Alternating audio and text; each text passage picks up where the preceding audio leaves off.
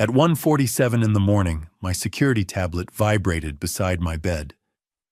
I opened the camera feed and felt my blood turn cold. My daughter stood outside my warehouse holding a flashlight, while her husband forced the lock. "Hurry up," she whispered, scanning the driveway. "What if he wakes up?" Her husband laughed from the darkness. "Your father spent 40 years protecting banks," he said. "Now he's an old man guarding money he'll never live long enough to spend." I sat frozen, listening to my daughter answer, "Find the documents before he hears us." I'm truly grateful you're here for this one. Before we begin, drop a comment for me. What's the weather like where you are right now? Your words in the comments matter more than you might realize. A quick note, some details in this story are fictionalized to strengthen the lesson. What matters most is the truth it reveals. The lock on my warehouse has been tampered with 3 times in 14 days, and this morning, I am watching the man who is going to try to take everything I own, drink coffee in my kitchen like we are family. At 68, I sit on my porch overlooking Lake Geneva with my coffee going cold, watching the warehouse lock tampered with for the 3rd time in 2 weeks. I spent 40 years as a federal bank security systems engineer, designing the very systems now being tested in my own backyard. November air bites through my flannel shirt, but I do not move. Cold keeps you sharp. The padlock gleams dull silver in early light, fresh scratches around the keyhole catching the sun. Someone tried again last night. Always at night. Always when they think I am asleep. I sip coffee that tastes like metal and regret. The lake spreads out gray water, reflecting gray sky. Across the yard, 60 feet away, the warehouse squats like a guilty secret. Weathered wood, corrugated metal roof. Inside is everything that matters: family trust, documents my late wife Celestine's jewelry, 40 years of patent paperwork for security systems. Banks still use financial records proving what I own. The scratches tell me someone wants what is inside. I do not investigate. I observe, calculate, and wait. After the first tampering 2 weeks ago, I installed cameras. Not obvious ones that scream surveillance. The kind I designed for federal banks, the kind that look like shadows in the eaves, with infrared for night recording and motion sensors calibrated to ignore raccoons, but capture human movement. The red indicator light blinks once every 8 seconds. If you do not know what you are looking for, it is just another shadow. 14 days of evidence. Not for a family argument, for a legal conviction. 3 times, I say aloud. Always at night. Always when they think I'm asleep. The camera captured it all. Timestamp 11:42 p.m. October 28th. Timestamp 1:15 a.m. November 2nd. Timestamp 2:33 a.m. November 7th. Each time the same careful approach, testing the lock, retreating when they cannot open it without noise. I spent 4 decades building systems to catch people who think they are smarter than locks. This one is not even trying to hide it. You would think a man who spent 40 years catching thieves would panic when someone tests his locks. You would be wrong. Panic is what amateurs do when they lose control. I have not lost control in 4 decades. I adjust my strategy and wait for the subject to commit enough for prosecution. The sun climbs higher, burning off fog. Later today, the man casing my property will arrive at my door with concern in his voice and calculation in his eyes, and I will pour him tea and watch him work. Keaton Riker arrives at 2:15 p.m. with a casserole still warm from someone else's oven. He is 41, my son-in-law who married my daughter Brielle 6 years ago, the kind of man who checks your medicine cabinet while asking about your health and measures your worth by square footage. Alaric. "I brought you something," he says, holding up the dish with that easy smile. "Brielle worries about you out here alone. This place is so isolated. What if something happened I like the quiet, I say, stepping back. Always have. The lake keeps me company. He follows me to the kitchen. I put the kettle on. Through the window above the sink, I can see the warehouse. Keaton can see it too. His eyes flick toward it away, then back like a moth testing a flame. Still a man your age. He continues setting the casserole down. Maybe something closer to town. Assisted living is not what it used to be. Climate-controlled activities, medical staff on site. I pour hot water over tea bags, watching color bleed out like truth in interrogation. I am not ready for assisted living. I still drive. I still think. I still know what day it is. Of course, of course. He laughs, rehearsed. I just mean planning ahead, being practical. While I finish preparing tea, his eyes sweep my study through the doorway. I watch him in the window's reflection, cataloging everything: drawer edges, desk papers, bookshelf gaps, the small safe in the corner. He moves through my home like a realtor appraising property, except realtors ask permission first. How is Betrayal? I ask, handing him a mug. "Oh, good. Busy with work." He sips tea, gaze still wandering. She wanted to come today, but she had that meeting in Madison. We sit in the living room. He asks about my health, my finances, whether I need help with bills or paperwork. His concern is so carefully performed, it almost sounds genuine. I answer with the right amount of elderly vagueness, letting him think what he wants.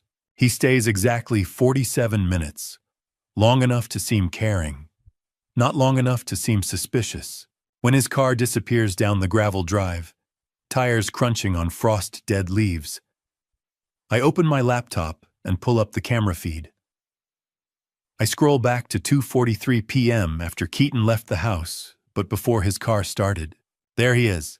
Timestamp 2:43 p.m. Keaton Riker standing by the warehouse door, phone raised, taking 3 careful photographs. The lock mechanism from 2 angles, the hinges, the warning sign about private property. He takes his time capturing every detail. He was not visiting a senile old man. He was casing a target. I watched the footage 3 times, memorizing every movement, every angle, the way he checked over his shoulder before photographing the hinges. This is not curiosity. This is reconnaissance for something bigger, something planned, something requiring knowledge of exactly how my warehouse locks and where the weak points are. I close the laptop and look out at the lake. The water has gone dark, with approaching evening, the warehouse sitting silent across the yard. Somewhere in Madison, my daughter Betrayal is finishing her meeting. Somewhere in his car, Keaton reviews the photographs. Somewhere in the next few days, whoever has been tampering with that lock at night will try again. And 3 days later, at 1:47 in the morning, I would discover exactly who was helping him do it. At 1:47 in the morning, 3 days after I watched Keaton photograph my warehouse, my tablet vibrated on the nightstand with a motion alert. I reached for it in the darkness, and in the cold glow of that screen, I watched my daughter stand guard while her husband broke into my warehouse. The camera feed showed 2 figures. Inside the warehouse, Keaton moved through the basement section, with a flashlight sweeping the beam across storage boxes and file cabinets. Outside the back door, illuminated by pale moonlight and the glow of her own flashlight pointed at the ground, stood my daughter Betrayal, 38 years old, a part-time elementary school teacher who once cried when she accidentally stepped on a spider. She was watching the driveway, scanning left and right every few seconds, standing guard for a crime. I lay motionless in my bed, gripping the tablet so hard, my knuckles went white. The November cold had crept into my bedroom despite the heating, and I could see my breath in the darkness, but I felt nothing except the weight of understanding settling into my chest, like a stone dropping into deep water. Betrayal, my daughter, the girl I taught to ride a bike on that gravel road. standing in the moonlight at 1:47 in the morning, letting him do this. Not just allowing it, helping. She chose a side, and it was not mine. On the screen, Keaton pulled a file box from the shelf and opened it. His flashlight beam revealing the contents. He was methodical, careful, photographing documents with his phone before replacing them exactly as he found them. This was not random searching. This was targeted reconnaissance. He knew what he was looking for. Outside, Brielle shifted her weight from foot to foot against the cold, pulling her coat tighter.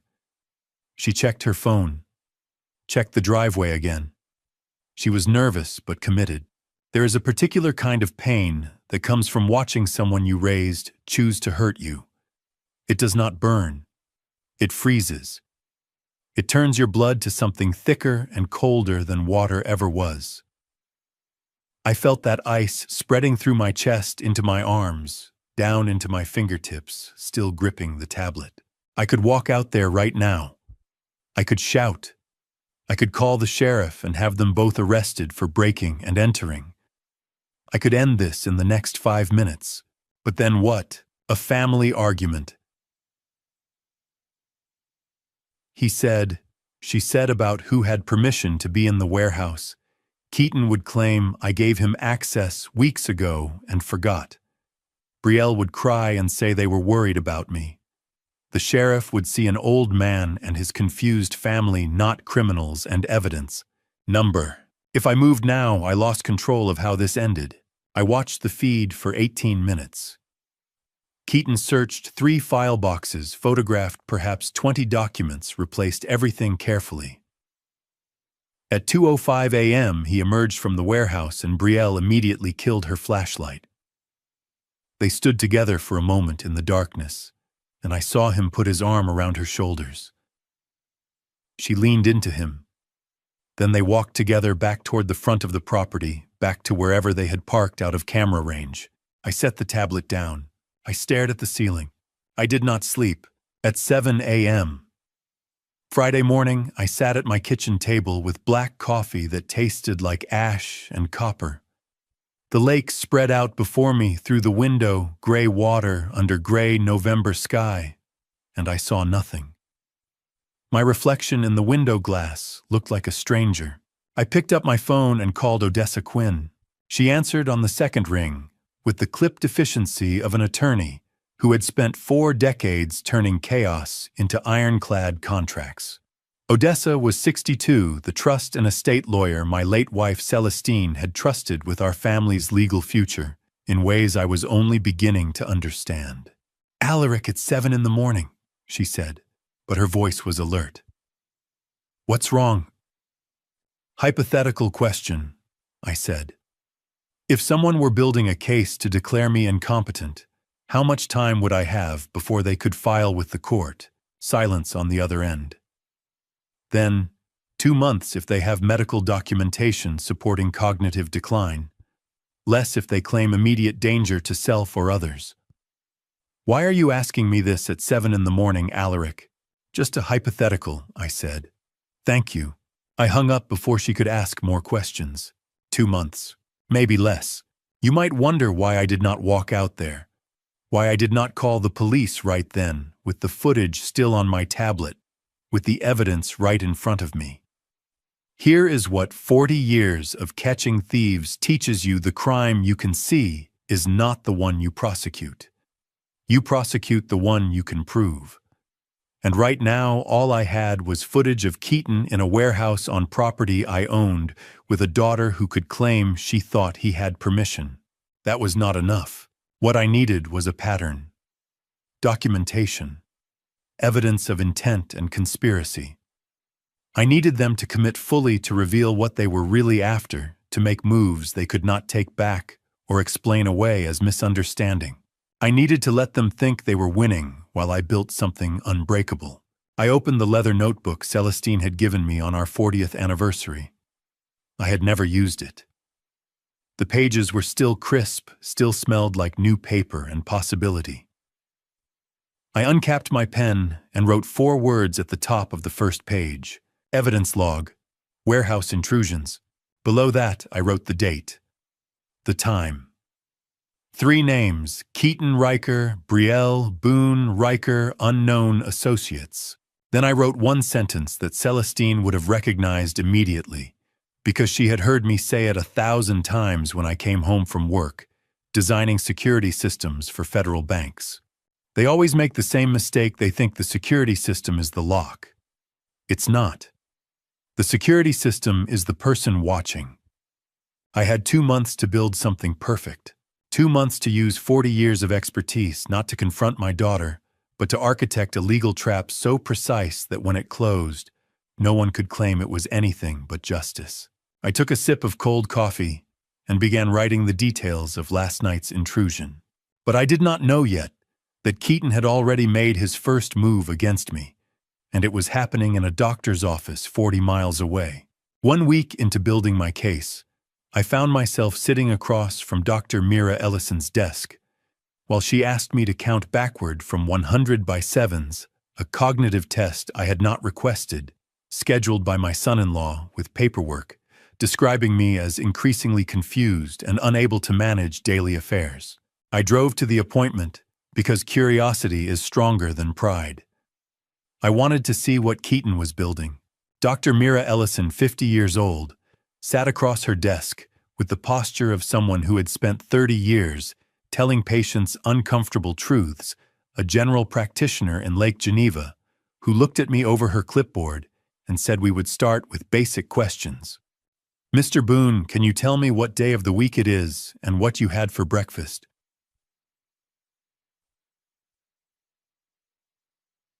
"Friday," I said. "Black coffee and 2 eggs scrambled.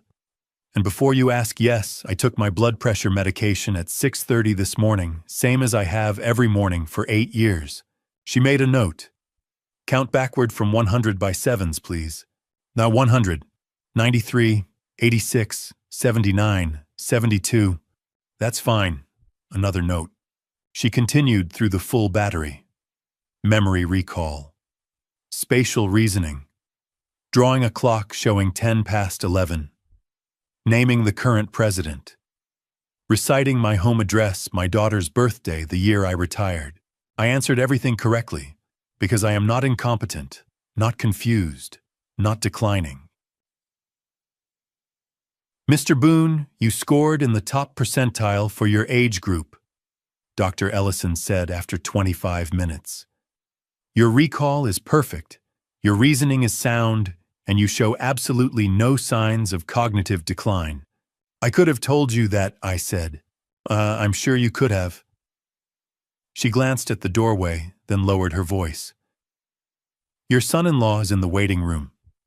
He brought paperwork claiming you've been forgetting appointments, getting lost while driving, showing signs of confusion. None of that matches what I just observed." The door opened. Keaton entered with his concerned family member expression. "How did the tests go, doctor?" he asked, not looking at me. "Mr. Riker, your father-in-law's cognitive function is excellent," Dr. Ellison said. "There's no basis for any incompetency evaluation." Keaton's smile tightened. "Surely there must be some indication of decline. He lives alone in that isolated house. He forgets appointments." "He didn't forget this appointment, Mr. Riker. You made it without telling him. And his cognitive function is sharper than most of my patients half his age. But the paperwork I submitted, Dike, is full of fabrications." Dr. Ellison said, her voice cool. "I won't sign fraudulent documents. This evaluation is complete." Keaton looked at me for the first time. I kept my expression neutral, elderly, harmless. Inside, I was filing away every micro-expression, the tightening around his eyes, the jaw clenched, the calculation behind his facade. "I see," he said finally. "Thank you for your time, doctor." He left. Through the window, I watched him pace the parking lot, phone pressed to his ear, gestures sharp and angry. Dr. Ellison didn't know she had just become the first soldier in a war she could not see. Keaton needed a doctor's signature. She refused. He would not stop. He would find another doctor, one less principled, one more desperate for the consultation fee. "Mr. Boone," Dr. Ellison said quietly, "whatever your son-in-law is trying to do, it won't involve a medical diagnosis from this office. Be careful." I thanked her and drove home through November drizzle that made the lake look like hammered pewter. That evening, Brielle arrived unannounced. "Dad," she said at the door, her smile warm and concerned. "You look so tired lately. Are you sleeping okay? I brought some chamomile tea. It always helped when I was stressed teaching." "That's thoughtful, sweetheart," I said, stepping back. "I appreciate you checking on me." She moved into the kitchen with the ease of someone who had grown up in this house. I stood in the doorway watching as she filled the kettle, pulled 2 mugs from the cabinet-arranged tea bags. Then she reached into her purse. The motion was quick, casual, but I caught it. A small bottle. White powder tapped into my mug. Not sugar, the motion was too careful, too deliberate, her eyes flicking to make sure I was not watching. "Hi there," she said, pouring hot water. "This should help you sleep better." We sat at the kitchen table. She talked about her students, about lesson plans, about the weather turning cold. Normal daughter visiting normal father. She hugged me for 15 seconds before she left, longer than usual. Was that guilt? Or was she counting in her head, waiting to see if the pills would take effect? Did Keaton tell her to stay long enough to be sure I drank it? After her taillights disappeared, I poured the tea down the sink. I retrieved the chemical test kit from my basement workshop, the one from my security consulting days.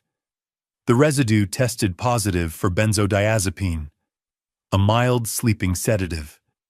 Not enough to harm, just enough to make someone drowsy, confused, easier to dismiss as declining. There is a specific kind of grief that comes from watching your child poison you. Not with intent to kill, that would almost be cleaner. But poison designed to make you slower, foggier, easier to dismiss when you try to defend yourself. Poison that looks like love wrapped in chamomile tea and concerned smiles. I did not feel rage. I felt sadness so deep it had weight settling into my bones like winter cold. I made a cold calculation: from tonight forward, I would pretend to drink the tea. Let them think the pills were working. Let them believe I was becoming easier to control while I documented every poisoned cup. 3 nights later, she brought more tea. I tested it. Same result. I logged it in my evidence notebook with clinical precision: date, time, substance, detected witness present. But as I wrote Brielle's name in handwriting that matched the birthday card still on my refrigerator, my pen hesitated. Because tomorrow I had to drive to Madison to see Odessa Quinn. And tomorrow I would learn that my late wife, Celestine, had known about Keaton long before I did. And what Celestine had done about it would change everything. I found my wife's warning letter in the basement, where Keaton's search had displaced it by 3 millimeters. And when I broke the seal, I had been too grief-stricken to open for 4 years. Celestine's handwriting told me she had known Keaton was a threat 8 months before she died. The day after I discovered Brielle's sleeping pills, I descended to the basement to inventory what Keaton had searched during his 1:47 a.m. break-in. My security systems kept meticulous records, not just camera footage but motion sensor logs that tracked every step, every object touched, every drawer opened. Behind the bookshelves on the hidden shelf, only Celestine and I knew about an old envelope had moved exactly 3 millimeters from its original position. I measured it twice to be sure. Someone had pulled it out, examined it, replaced it carefully, but not perfectly. The envelope was yellowed with age, my name written in Celestine's precise handwriting across the front. She had left it 4 years ago before the cancer took her, with instructions I should open it when I was ready. I had never been ready. Grief is not something you schedule. I broke the seal with shaking hands. "My love," the letter began. "If you are reading this and Keaton is still in our lives, you are in danger. I have seen things in him that he hides from Brielle. I have asked Odessa to arrange everything. Trust her. Trust the plan I couldn't tell you about because you would have tried to stop me from protecting you. I sat on the basement floor, concrete cold through my jeans, and read the rest. Celestine wrote about small things she had noticed, the way Keaton asked too many questions about our finances, the casual inquiries about my health that felt like reconnaissance, the comments about how isolated the cabin was, how difficult it would be if something happened to me. She wrote about catching him photographing documents in my study during a family dinner, claiming he wanted to remember Brielle's childhood home, but his camera was pointed at the desk, not the photos on the wall. I know you, Alaric, she wrote. You will want to confront him to give him a chance to explain because you believe in redemption. But some people are only pretending to be redeemable while they calculate how much you're worth. The letter was dated 8 months before her death. March 2018.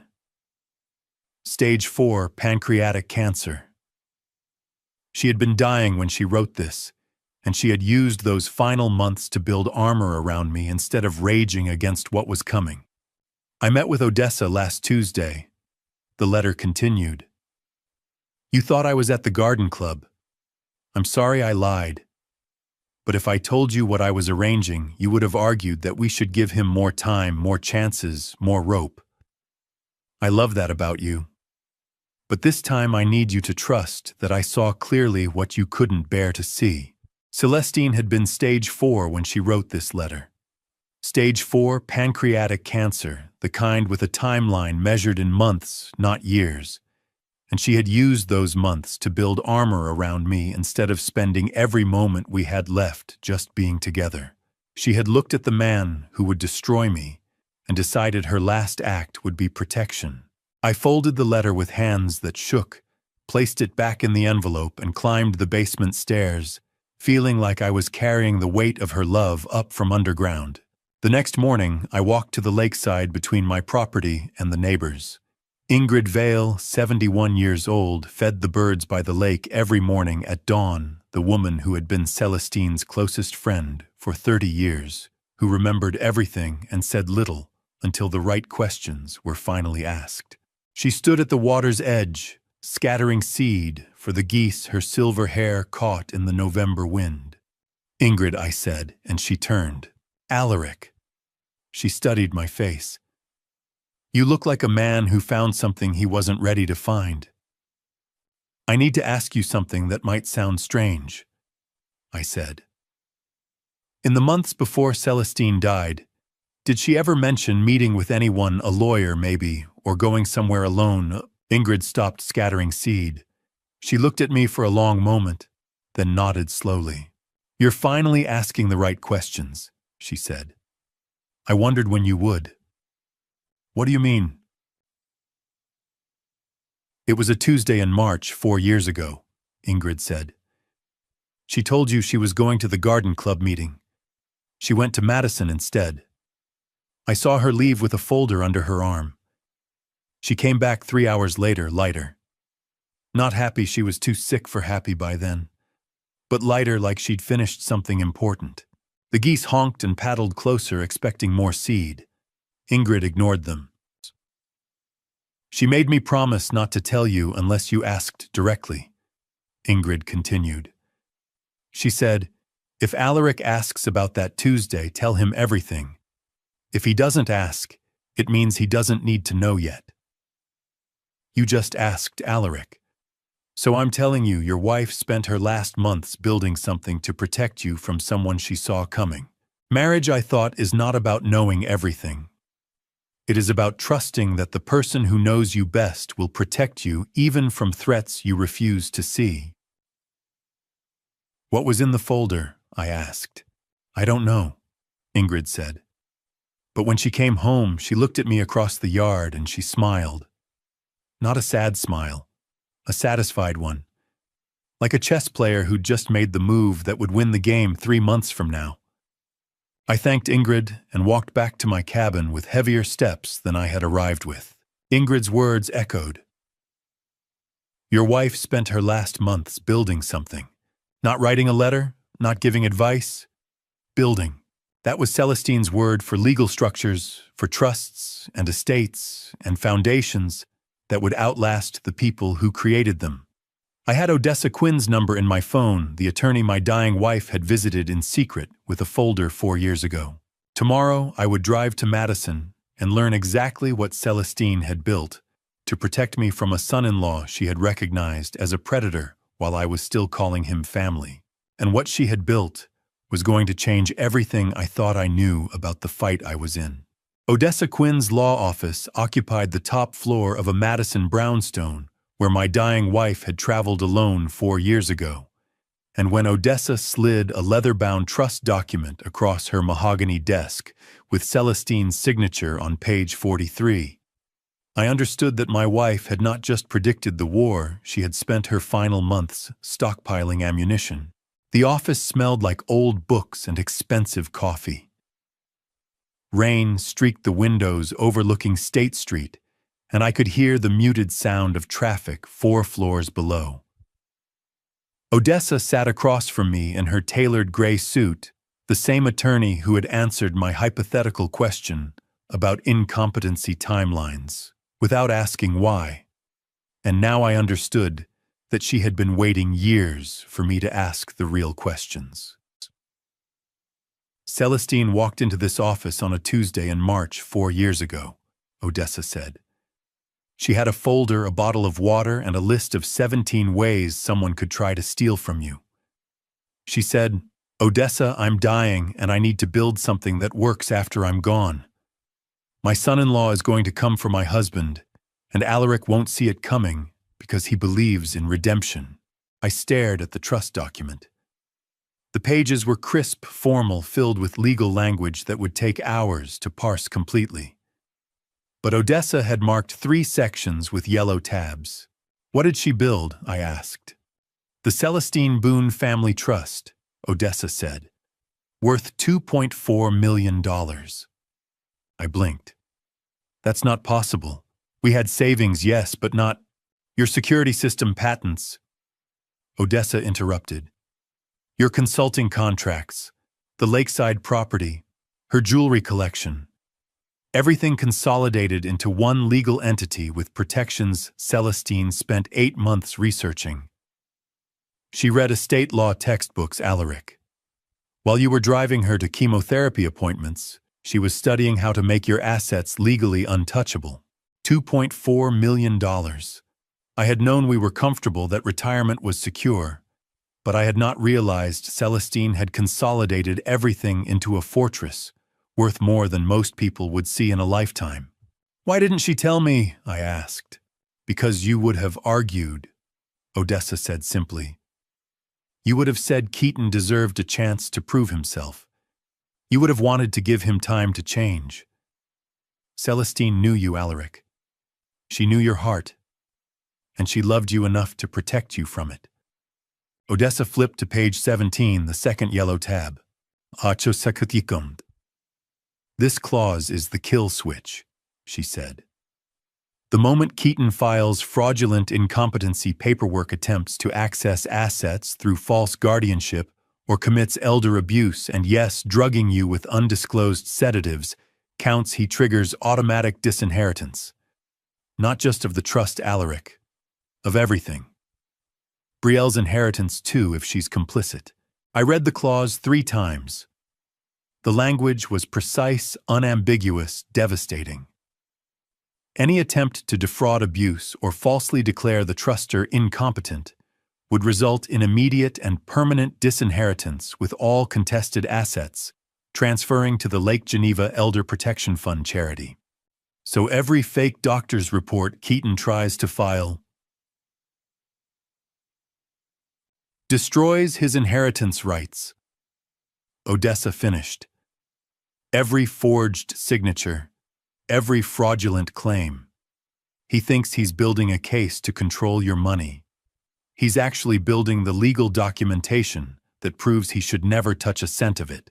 Celestine had written this trust while I drove her to chemotherapy appointments, while I held her hand through nausea, while I read her mystery novels in hospital chairs. I thought she was resting between treatments. She was building a legal fortress that would protect me for decades after her death. How did she know?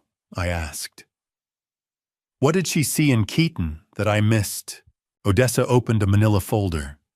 Inside were photocopies of credit card statements, gambling website printouts, and handwritten notes in Celestine's precise script. She hired a private investigator, Odessa said. 3 months before she came to my office. Found evidence of gambling debts, suspicious financial transactions, patterns of deception. She didn't tell you because you would have confronted him, and confrontation gives people a chance to improve their lies. She wanted documentation, not drama.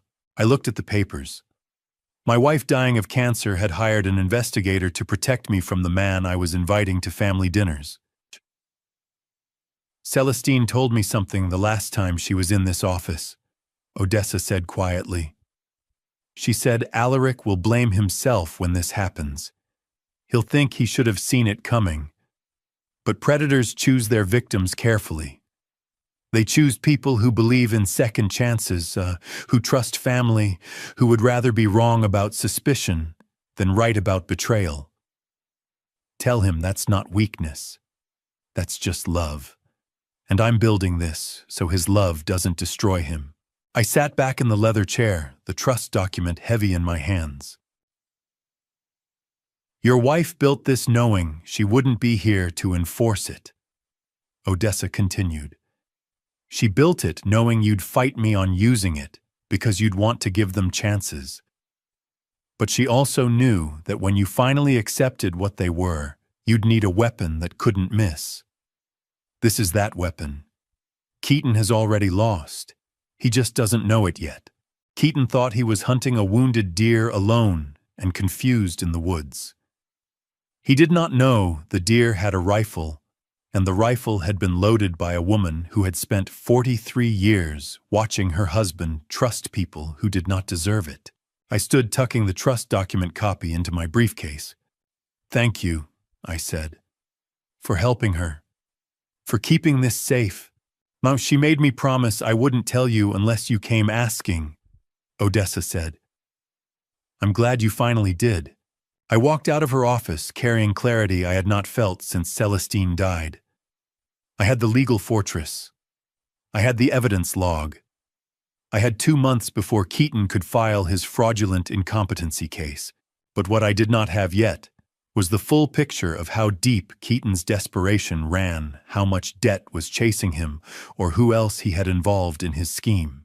And in 3 days, a private investigator named Lucien Frost was going to walk into my life with a file that would show me exactly how much money Keaton owed and to whom. And one of those creditors was already making plans that involved my 8-year-old granddaughter.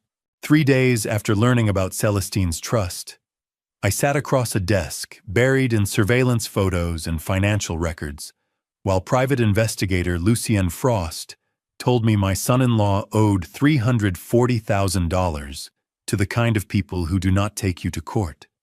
They take you to empty parking lots. Lucien Frost, 45 years old, sat behind a desk that looked like a crime scene evidence board, a private investigator who had spent 22 years following money trails and unfaithful spouses.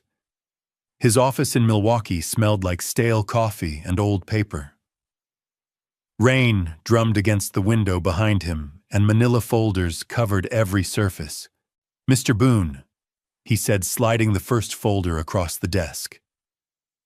I have been doing this for 22 years. I have seen gambling problems, embezzlement affairs. Usually it is 1, maybe 2 at once.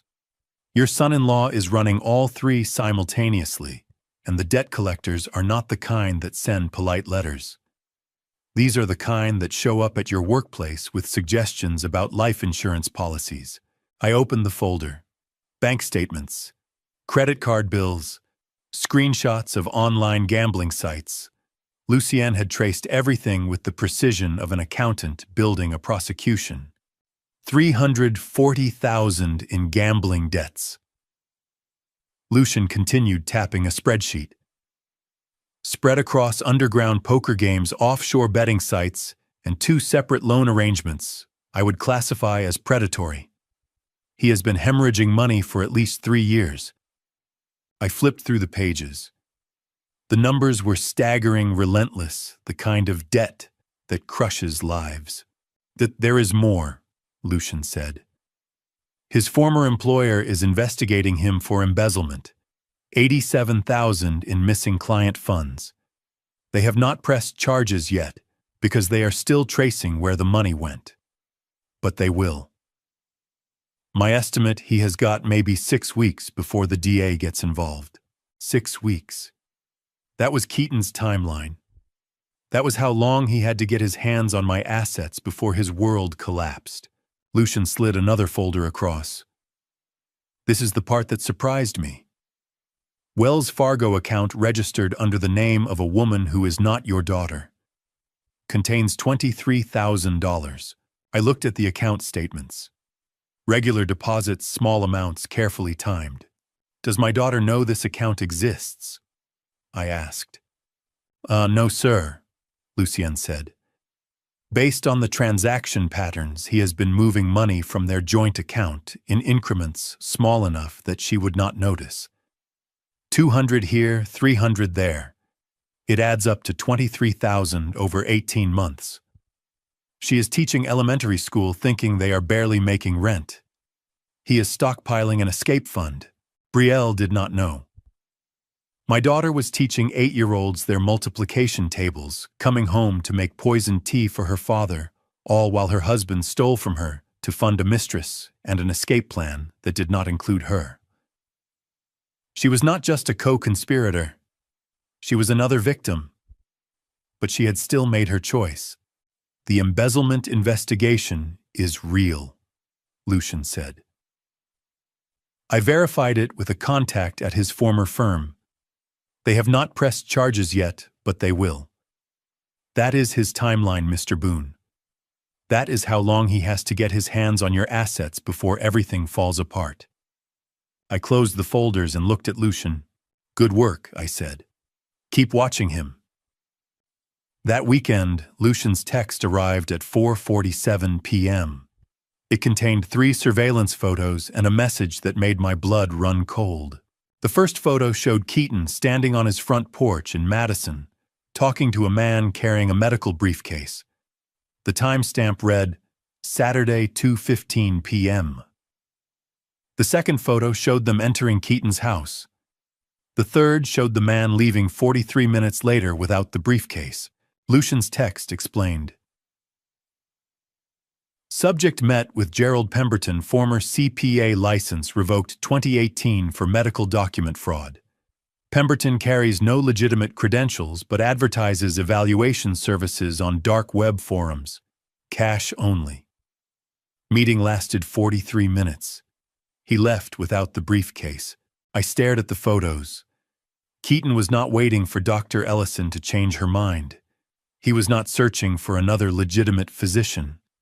He had hired a forger to manufacture the medical records he needed. I called Odessa Quinn. He hired someone to forge medical records, I said when she answered. I just got photos. The man's name is Pemberton, disbarred 3 years ago for exactly this. Keaton is not waiting for a legitimate diagnosis, he is manufacturing one. We need to move faster. Silence on the other end. Then, if those forged documents get filed first, even if we prove they are fake later, the court process gives him temporary control. He could drain accounts, sell property, all under emergency guardianship provisions, before we untangle the fraud. How much time do we have? Lucian says 6 weeks before Keaton's embezzlement charges hit, I said. He is going to move before then. We have a month, maybe less. Oh, and then we accelerate, Odessa said. I will file a preemptive competency validation with the court establishing your mental fitness on record before he can file his fraud. It is defensive, but it creates a paper trail. And Alaric document everything, every conversation, every visit, every cup of tea. When this goes to court, we need a timeline that is unbreakable. I hung up and looked at the surveillance photos spread across my kitchen table. Keaton's guilty posture, the forger's briefcase, the timestamps proving premeditation. You think catching criminals is about being smarter or faster. It is not. It is about being more patient than they are desperate. And Keaton had just run out of patience. I had evidence of fraud, embezzlement, theft from Betrayal, and now document forgery. I had Celestine's trust with its automatic disinheritance clause. I had Odessa preparing defensive legal filings. I had 1 month to spring a trap that would catch them all. But what I did not have was the one piece that would make Keaton truly desperate enough to make a fatal mistake. I did not know yet about the loan shark named Mercer Crowe, who was tracking Keaton's every move. And I did not know that in 2 days, Betrayal would receive an unmarked envelope containing a photograph that would force her to choose between protecting her daughter or protecting her husband. That photograph would be of Isolde's school. The unmarked envelope arrived at Betrayal's Madison home on Wednesday afternoon, and when she opened it at her kitchen table, she found a photograph of her 8-year-old daughter, Isolde, walking out of Riverside Elementary School's front gate alone. No caption, no demand, just the silent message that someone knew where her child was every day at 3:15. I learned about it that evening when Lucian called. "Your daughter received mail today," he said. "Unmarked envelope. She opened it on the porch, went inside, and has not left the house since. Keaton arrived home 3 hours ago. They have been arguing."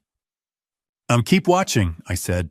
What I could not see through Lucian's surveillance, I could reconstruct from patterns. Betrayal crying at her kitchen table.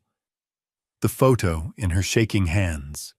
Keaton arriving home with practiced surprise and calculated comfort. Isolde, my 8-year-old granddaughter, with her mother's smile and her father's unfortunate timing, appeared first as a photograph in a threatening envelope, a bright-eyed child walking out of school, unaware that someone with a camera and bad intentions was turning her innocence into leverage. Mercer Crowe, 52 years old, never showed his face in person, but his presence arrived like a knife in an envelope. A loan shark who operated legally enough to avoid prison, but viciously enough that his clients knew the cost of late payments was measured in more than just interest rates. The photo was his calling card, his reminder that debts come due and children walk predictable routes at predictable times. Lucian's follow-up text came at 11:47 p.m. Subject left house at 11:32. Driving directions suggests meeting, will follow. I did not sleep that night. I sat at my kitchen table with the evidence log open, adding new entries. Wednesday, unmarked envelope delivered to Betrayal's residence. Contents: threatening photograph of minor child. Intent: coerce cooperation through maternal fear. There is no faster way to destroy someone's moral compass than to put their child in the crosshairs.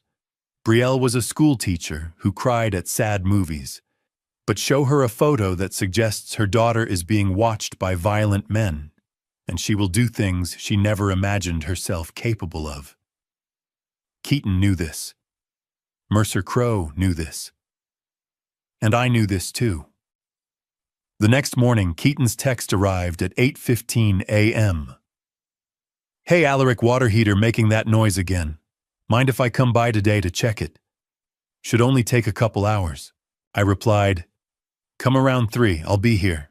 The water heater worked perfectly. We both knew it. But Keaton needed an excuse to be in my house for extended periods, to search, to listen, to position himself for whatever he was planning next. He arrived at 3 p.m. with his toolbox and that easy smile that probably fooled most people. I let him in, offered coffee he did not drink, and watched him head to the basement. For an hour he made appropriate repair noises. Tools clanging. Water running. The performance of honest work. At 4:15 p.m., I picked up my phone and dialed my own voicemail, then held the phone loosely so my voice would carry through the walls. With a slight tremor I had practiced that morning, I spoke clearly enough to reach the kitchen. "Tuikai, yes, I need to withdraw my entire high-yield savings account," I said to nobody. The one I opened in 1999. Account number 4478-9923. I want the full balance. $500,000.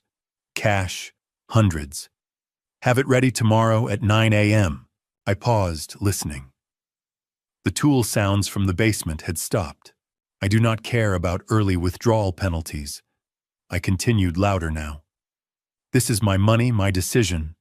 And do not call my daughter about this. Brielle does not need to know. She would just tell Keaton, and he would have some scheme to get his hands on it. I am moving it somewhere safer, somewhere I can see it. Another pause. I heard it then, the creak of floorboards in the kitchen. Keaton had come upstairs. He was listening. 9 a.m. tomorrow, I said firmly. Fifth Third Bank downtown. I will be there when they open. I hung up the weather line and set the phone on the table. Lying to a liar requires more than just saying false words. It requires performing the vulnerability they expect to see. Becoming the confused old man they have already convinced themselves you are so completely that they forget you spent 40 years designing systems to catch people who think they are smarter than the cameras watching them. I heard the soft buzz of a phone sending a message. Keaton was texting someone. Brielle, most likely. Telling her the money exists. Telling her it is accessible. Telling her tomorrow morning their problems could be solved if they act fast enough. 2 minutes later, Keaton appeared in the living room doorway. All fixed, he said, his voice slightly breathless. Water heater should be good now. Thank you, I said. What do I owe you? Nothing, nothing, he said already, packing his toolbox with hurried movements. Family helps family, right? He was gone within 5 minutes. His goodbye rushed and distracted, already planning. I walked into the kitchen and looked at the water heater gauge through the basement door. He had not touched it. The temperature was exactly where it had been that morning. The trap was not set anymore. The trap was sprung. That night, Lucian's text arrived at 11:53 p.m., subject at Rosewood Bar, Route 14. Meeting unknown male, age 40 to 45. Conversation appears tense. Taking photos. I stared at the message. Keaton was recruiting help. Someone to open a safe that did not contain $500,000. Someone who would find himself arrested for attempting to steal from a trust protected by Celestine's ironclad legal fortress. I did not know yet that the man Keaton was approaching was named Garrick Thorne, a 41-year-old independent locksmith with a criminal record. I did not know that 20 years ago I had designed the security system that caught Garrick breaking into State Federal Bank. And I did not know that after his arrest, I had written a letter to the judge requesting leniency, arguing that a young man who made one terrible mistake deserved a chance at redemption, a letter that reduced his sentence from 8 years to 3. The past was about to walk back into my present, and neither of us would recognize each other until it was far too late. That same Friday night, while I sat at home believing my bait was working, Keaton walked into a bar 40 miles away where Garrick Thorne sat alone in a corner booth, a 58-year-old locksmith whose reformed life was about to collide with a criminal past. I knew better than anyone, because I was the one who designed the security system that caught him 20 years ago. I did not know about the meeting yet. Lucian would text me at 11:47 p.m. with 2 words that would unlock a file I had not opened since 2004. But at 11:32 p.m. when Keaton entered that bar, I was still at my cabin cataloging the evidence I had collected, believing the trap was proceeding according to plan. Garrick Thorne sat in the dark corner nursing a beer he barely touched, a locksmith who had spent 17 years building a legitimate life on top of a criminal past that included 3 years in prison for safe-cracking a past he thought was buried, until a desperate man walked through the door. Keaton slid into the booth across from him without asking permission. "You Garrick," Keaton said. "I was told you are the best locksmith in the area, specializing in difficult jobs." Garrick looked up from his beer. I work on houses and cars. Legal work. Licensed and bonded. I need someone who can open an old safe, Keaton said, leaning forward. 1940s model combination lock. My father-in-law does not remember the code, and we need to access some family documents inside. Simple job, good pay, no questions. I do not do that anymore, Garrick said, setting his beer down. I am a legitimate locksmith now. Find someone else. He started to stand. The safe might contain a significant amount of cash, Keaton said quickly. Maybe $500,000. The old man has been hoarding it for years, paranoid about banks. My wife deserves her inheritance now, not when he finally dies. Garrick stopped mid-motion, one hand on the table, not sitting, but not standing either. Not turning around, but not walking away. $500,000, he said quietly. You are sure? I heard him on the phone with his banker today, Keaton said. $500,000 in cash, withdrawing it tomorrow morning. But if we can get into that safe tonight before he moves it, my wife gets what should have been hers years ago. Garrick stood frozen for 3 seconds. Then he sat back down. I spent 3 years in prison for opening safes that were not mine, he said. I swore when I got out I would never touch another vault. Then think of this as a vault belonging to my wife, Keaton said. Her father, her inheritance. Legal gray area, not black. $30,000 for one night of work. 3 tables away, Lucian Frost sat with his phone positioned, like he was texting. But the camera was recording everything. Reformed criminals are not people who stopped wanting what they wanted before. They are people who built walls around those wants and spend every day maintaining those walls. Keaton had just found the crack in Garrick's wall, and the crack was shaped like $500,000. At 11:47 p.m., my phone buzzed with Lucian's text, Garrick Thorne, 2 words. But they carried the weight of 2 decades. I opened my laptop and pulled up my archived work files from the consulting firm. I typed the name into the search bar, and the database loaded a file I had not accessed since 2004. Garrick Thorne, age 38 in the mugshot. Arrested for breaking into State Federal Bank on a Sunday morning, using manipulation, drilling a technique where you listen to lock tumblers with a medical stethoscope. My security system caught him because I had installed vibration sensors designed specifically to detect that method. But there was another document in the file, a letter I had written to the sentencing judge. I opened it and read my own words from 20 years ago. Your Honor, I designed the security system that apprehended Mr. Thorne, and I am writing to request leniency in his sentencing. Mr. Thorne is a skilled craftsman who made a poor choice under financial pressure. The prosecution seeks 8 years. I believe 3 years will give him a realistic chance at rehabilitation, while 8 years will harden him into a career criminal. I recommend mercy not because his crime was minor, but because he has the capacity to be reformed if we give him that opportunity. Judge Hendricks had reduced the sentence to 3 years. Garrick served his time and disappeared into legitimate work.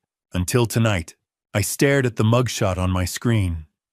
He looked younger, more desperate, less weathered. The man Keaton was recruiting in that bar 40 miles away had spent 17 years building a clean life on top of those 3 years I had helped minimize. I gave you a second chance, I said to the photo. I wrote that letter on a Tuesday afternoon. I argued to Celestine that you deserved mercy. She said I was too forgiving. I said that was the difference between justice and revenge. The house creaked in the November wind. The lake beyond my window was black glass. And now you are going to break into my warehouse, I continued, because my son-in-law offered you money to steal what belongs to my family. You want to know what it feels like to save someone's life, and then watch them use that saved life to try to destroy yours.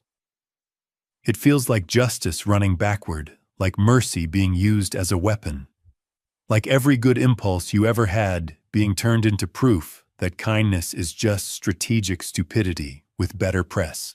I closed the laptop and sat in darkness. Garrick Thorne did not know I existed as anything other than a paranoid old man with a safe. He did not know I was the reason he only served 3 years instead of 8. He did not know that when he agreed to Keaton's offer, and I knew he would agree, because desperate men always do, he would be walking into a trap designed by the same person who had designed the trap that caught him the first time. The irony was so perfect it felt scripted, but I was not the only one collecting evidence. I was not the only one documenting what was happening. And I did not know yet that my 8-year-old granddaughter Isolde had already created something I did not plan for, something that would arrive at my door within days. A painting. 2 people with flashlights standing in front of a warehouse. Because children, as I have learned, always draw exactly what they see. When my granddaughter Isolde arrived at the lakeside cabin that cold December morning with her mother Betrayal, I expected the usual weekend visit filled with hot cocoa and board games, not the childish painting she handed me that would become one of my most valuable pieces of evidence. Isolde Riker, my 8-year-old granddaughter with her mother's auburn hair and a smile that could melt winter ice, was the innocent witness I never anticipated. She burst through my front door with the energy only children possess on winter mornings, her cheeks pink from cold, her backpack bouncing against her shoulders. "Grandpa," she shouted, already pulling off her coat. "I made you something in art class." Betrayal followed behind her, quieter, more careful. She had not looked me directly in the eye since she walked through the door. The sleeping pills were working their slow poison on her conscience. I could see it in the way she touched her daughter's shoulder, too often needing the physical reminder that some things were still innocent. "What did you make, sweetheart?" I asked, crouching down to Isolde's level. She pulled a rolled-up paper from her backpack, the kind of watercolor painting elementary schools do on thick construction paper. She unrolled it with the pride of a child who believes everything they create is a masterpiece. "It is from when Mommy and Daddy took me to see the big building at night," she said. The painting showed a lakeside scene, a small house on the left, a larger rectangular building on the right. And in front of that building, 2 stick figures holding what could only be flashlights drawn with careful yellow crayon to show the beams of light. My heart stopped. "What were Mommy and Daddy doing at this building, sweetheart?" I asked, keeping my voice steady. "They were looking for something with their flashlights," Isolde said. "They said I had to wait in the car, but I could see them through the window. There were lots of boxes inside." Betrayal went pale. "Isolde, honey, that was just... It looks like our warehouse," I said, looking at my daughter. "Does it not?" Betrayal opened her mouth, closed it, opened it again. "She has a good imagination," Betrayal said finally. "Kids see things and..." "I painted what I saw," Isolde insisted. "My teacher said artists paint truth."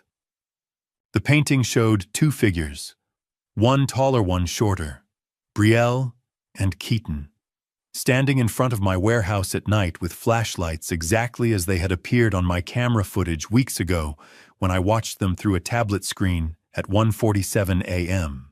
I have spent 42 years in security systems engineering, designing protocols to catch sophisticated criminals who plan every detail of their deceptions. Yet here I sat, holding a child's painting crayon stick figures with oversized flashlights. And I realized that sometimes the most damning evidence comes not from elaborate surveillance or forensic accounting, but from the innocent observations of an 8-year-old girl who simply painted what she saw. "It is beautiful," I said to Isolde. "Can Grandpa keep it?" "Shh. Ikwan," she said. "I made it for you." Betrayal stood frozen by the door, watching me tape her daughter's painting to my refrigerator, like it was any other piece of childhood art, not realizing I would photograph it in high resolution the moment she left Loggett, as Exhibit 7 in my evidence notebook, and show it to Odessa Quinn as proof that even children knew something criminal was happening at the warehouse. They stayed for hot cocoa. Isolde chattered about school, about her friends, about the snow that was supposed to come next week. Brielle sat at my kitchen table and said almost nothing, staring at her daughter's painting on my refrigerator with the expression of someone watching evidence accumulate against them in real time. When they left at noon, Brielle hugged me longer than usual. "I love you, Dad," she whispered. "I love you too," I said. And I meant it. That was the terrible part. I meant it. At 2:47 p.m., my phone rang. Odessa Quinn. "Alaric, we have a serious problem," she said without preamble. "Keaton tried to list your cabin for sale using fake guardianship papers." I sat down at my kitchen table. "Explain." "He contacted 3 real estate agencies over the past week, presented forged documents claiming he had legal authority to sell your property due to mental incompetence. One agent grew suspicious and called my office to verify. Keaton claimed you were mentally unfit to manage your assets. He is moving faster than I anticipated," I said. "Did any of the agencies accept his documents?" "No, thank God," Odessa said. "But Alaric, this is not just about the incompetency petition anymore. He is trying to liquidate your entire estate. The cabin, the warehouse, everything. This is not a man planning to take control of your finances gradually. This is a man trying to convert everything you own into cash as quickly as possible." Keaton's escalation from embezzlement to attempted real estate fraud told me everything I needed to know about his timeline. He was not planning a slow, careful competency case that would unfold over months of medical evaluations. He was trying to seize and liquidate assets immediately, which meant his debts had a deadline I had not yet identified, and that deadline was approaching fast. "How much time do we have?" I asked. "I filed our preemptive competency validation last week," Odessa said. "But Keaton is moving in parallel.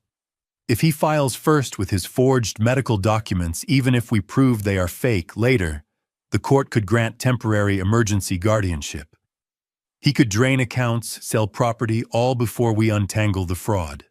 So we need to move faster," I said. "Yes," Odessa said. "And Alaric. Whatever you are planning, it needs to happen soon." I hung up and stared at Isolde's painting on my refrigerator. 2 stick figures with flashlights. A warehouse. A child's truth. I photographed the painting from multiple angles, creating high-resolution evidence files. As I was uploading the images to my secure laptop, my phone buzzed with a text from Mira Ellison at the Madison Courthouse. The message contained a single-line competency petition filed this morning. Hearing scheduled December 18th. 14 days.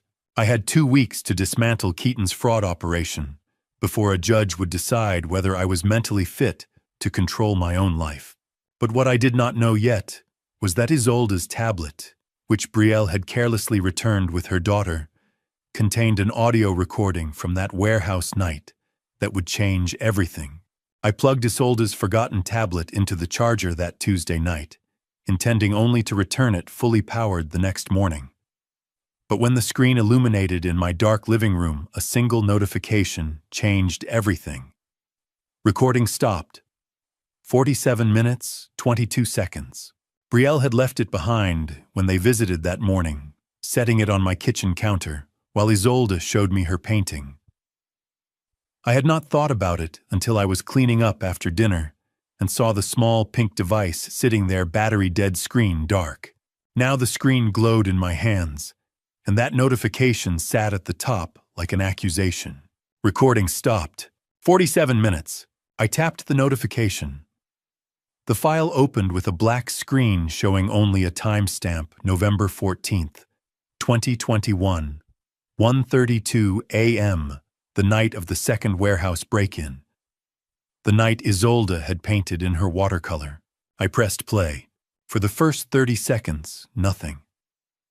Just the muffled sound of movement fabric against plastic, the tablet being set down somewhere in a car. Then Isolde's small voice, sleepy and confused. "Mommy, why are we here?" "Shh, baby. We will be right back. You can play games on the tablet, okay? Just stay in the car. Brielle's voice. My daughter's voice. Gentle maternal lying. Then a car door opening and closing. Footsteps crunching on gravel. And 46 minutes of accidentally recorded audio as an 8-year-old girl played on her tablet in the back seat, not knowing she was documenting her parents committing a crime. The recording captured everything. The sound quality was poor, muffled by distance and glass, but I could hear voices. Keaton's voice louder, more insistent. Brielle's quieter, more hesitant. You just need to help me get into the warehouse," Keaton said. "That is all. That money is your father's and yours too." "But that is breaking in," Brielle started. "Ma, that is legacy," Keaton interrupted. "If your father does not share it, we take it. He is sitting on a fortune while we drown in debt, while our daughter goes without." "He is not sitting on anything," Brielle said. "He worked for everything he has. And you are his daughter. It should be yours. It will be yours eventually. We are just accelerating the timeline." Silence for a long moment. Then the sound of the warehouse door rattling, Keaton trying the lock. "I cannot get it open tonight," he said. "But I have someone who can. We just need the right moment," when Brielle asked. "Soon, before he changes something. Before he moves the money somewhere we cannot access it." I sat in my dark living room, the tablet screen casting blue light across my face, listening to my daughter and her husband plan to rob me while my granddaughter played games 50 feet away. At minute 23, I heard something that made my hands shake. Brielle laughed. Actually laughed at something Keaton said about my security protocols being obsolete, about old men who think locks are still enough, about how easy it would be if they had the right person opening that safe. And I realized I was not just gathering evidence against my son-in-law anymore. I was documenting the exact moment I lost my daughter. The recording continued. Keaton talking about debts. Brielle asking how much they owed. Keaton lying about the amount, saying 80,000, when I knew from Lucian it was over 400,000. Even in conspiracy, he was lying to her. At minute 37, Brielle said something that broke me. "My father would help us if we asked," she said. "He would give us money if we needed it. We do not have to steal from him." "He would give us enough to survive," Keaton said. "Not enough to be free, not enough to start over. We need everything, Brielle. Not charity, everything." Another silence. Then Brielle's voice quieter. "Okay," she said. "Okay. But no one gets hurt. Promise me no one gets hurt." "Of course not," Keaton said. "Your father will not even know it happened until we are long gone. How does a father reconcile 42 years of designing security systems to protect people with the knowledge that his own daughter needed no coercion, no manipulation, no threats to choose theft over integrity? How do you measure that kind of failure?" The recording played on. They returned to the car at minute 44. Isolde asking if they found what they were looking for. Brielle saying they would come back another time. The sound of the engine starting. The tablet being picked up and the recording accidentally stopped as Isolde closed the game app. 47 minutes and 22 seconds. I sat in the darkness after the recording ended, the tablet still glowing in my hands. Brielle had said it correctly. "But that is breaking in." She knew what they were planning. She named it accurately. And then she said, "Okay anyway." Not because Keaton threatened her. Not because she feared him.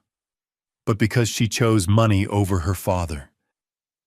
She chose the possibility of freedom over the certainty of integrity. That was the part that would destroy me in the courtroom if I played this recording. Not just proving Keaton's guilt, but proving my daughter's complicity. Proving she went willingly.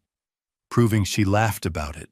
I had 12 days until the competency hearing. 12 days to decide if I was willing to use this evidence that would save me but destroy her. I looked at the tablet screen at the recording file sitting there like a loaded weapon. I could protect my daughter and risk losing everything to Keaton's fraud. Or I could save myself and watch Betrayal face criminal charges for conspiracy and attempted theft. Some choices do not have right answers. They only have consequences. When the recording finally ended at 47 minutes and 22 seconds, I sat in darkness with the tablet screen casting blue light across my face, and I understood that I now possessed the evidence to destroy my daughter's life completely. The competency hearing was 12 days away, and I had a choice to make use this recording to prove Betrayal's complicity and guarantee my victory, or protect my daughter and risk losing everything. What I did not yet know was that Keaton had already made that choice impossible. Odessa Quinn's truck pulled up to the warehouse behind my lakeside cabin at 6 Wednesday morning, with 3 contractors, 2 carpenters, 1 electrician, and enough federal warning signs to turn my empty building into the most legally protected trap in Wisconsin. The night before, I had listened to my daughter choose betrayal on a 47-minute recording. Now I was watching Odessa transform that betrayal into evidence that would send her to prison. Keaton had made my choice for me by accelerating everything, by hiring forgers, by attempting to sell my property, by threatening my granddaughter through loan sharks. He had eliminated every option except this one, the trap. The trust paperwork is filed with the county as of 7 this morning, Odessa said, standing beside me in the cold December dawn. This warehouse is now legally a private trust facility under the Celestine Boone Family Trust. Anyone who enters without authorization is not committing simple trespass. They are violating federal trust property statutes. Good, I said. The contractors worked efficiently. Warning signs went up on every wall, every door, every access point. Large red letters on white metal, restricted access, private trust property, authorized personnel only, violations subject to federal prosecution. The warning signs need to be visible from every entry point, I told Odessa. I want no legal ambiguity when they break in. There won't be, she said. By the time they realize what they walked into, it will be too late to claim ignorance. At 8 a.m., the electrician confirmed all hidden cameras were operational. The same cameras that had been recording for weeks now, officially part of a federally protected trust facility's security system. At 9 a.m., the carpenters brought in the safe.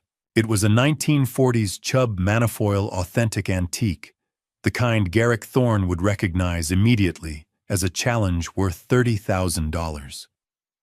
The contractors bolted it to the floor with industrial bolts that would require power tools to remove.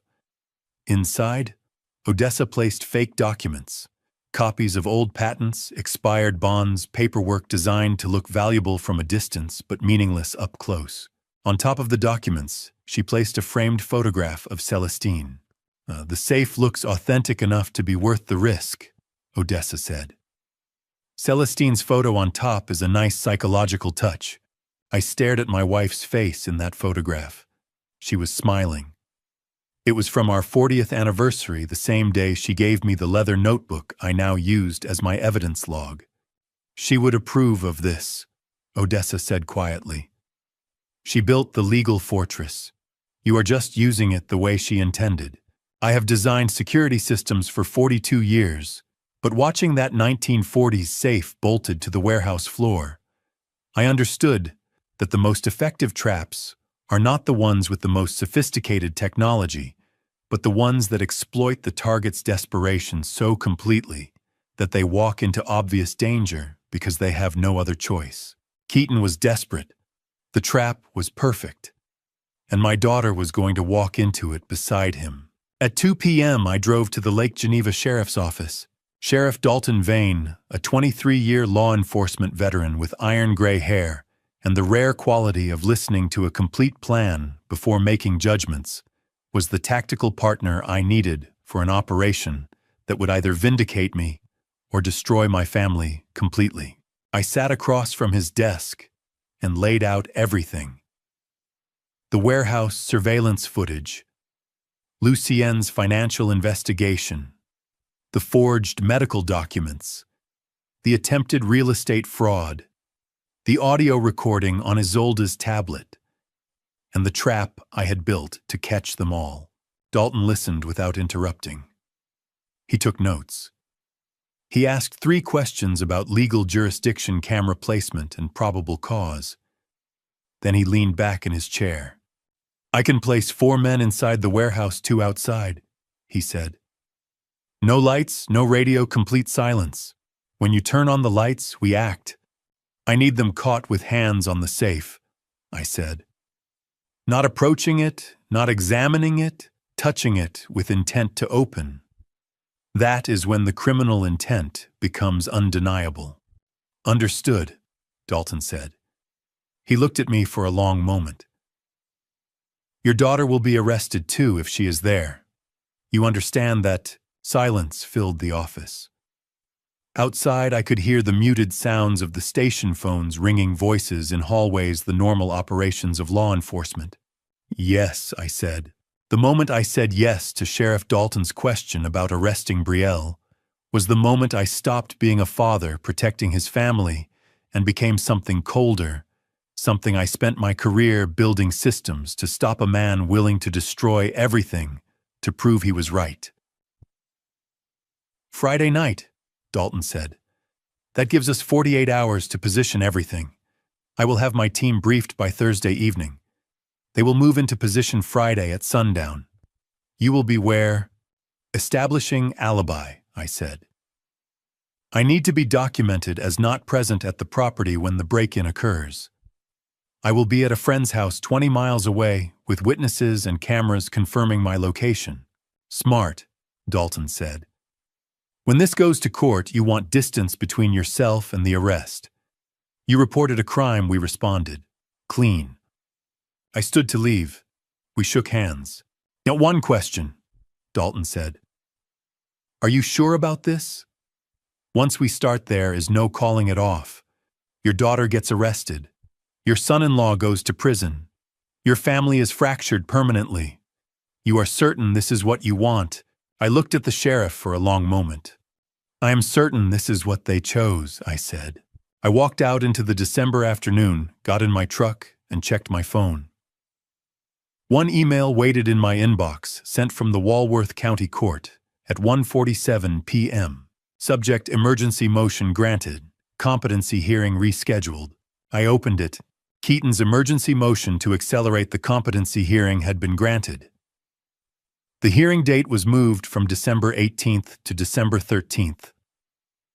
48 hours from now. Monday morning at 9 a.m., a judge would decide if I was mentally competent to control my own life. The trap was ready. The deputies were positioned. But Keaton had just cut my timeline in half. I sat in my truck in the sheriff's office parking lot staring at that email, and I understood with cold certainty that Keaton was not planning to wait for Friday. He was not planning to wait for Saturday. He was coming tonight. Lucian's call came at 11 Friday night, while I stood on the back porch watching the lake freeze in December darkness. And the first words out of his mouth rewrote everything I thought I knew about Keaton's motivation. 6 years ago, someone anonymously paid his $47,000 gambling debt, and that someone was you. I had been thinking about Keaton coming tonight, about the trap waiting, about deputies positioning themselves in darkness. Now I was thinking about something that happened 6 years ago when Keaton married my daughter. "Explain," I said into the phone. "The payment was routed through 3 intermediary trusts, but I traced it," Lucian said. "You paid Keaton's debt 6 years ago through Odessa's firm. $47,000 to cover gambling debts that were about to get very violent. The payment came from a trust account registered to you, but the authorization went through Odessa Quinn's office." I remembered. Not clearly, not with details, but I remembered Celestine sitting at our kitchen table with tears in her eyes, asking me to help Keaton one time. Just once. To give him a clean start with Betrayal. To let him prove he could be better.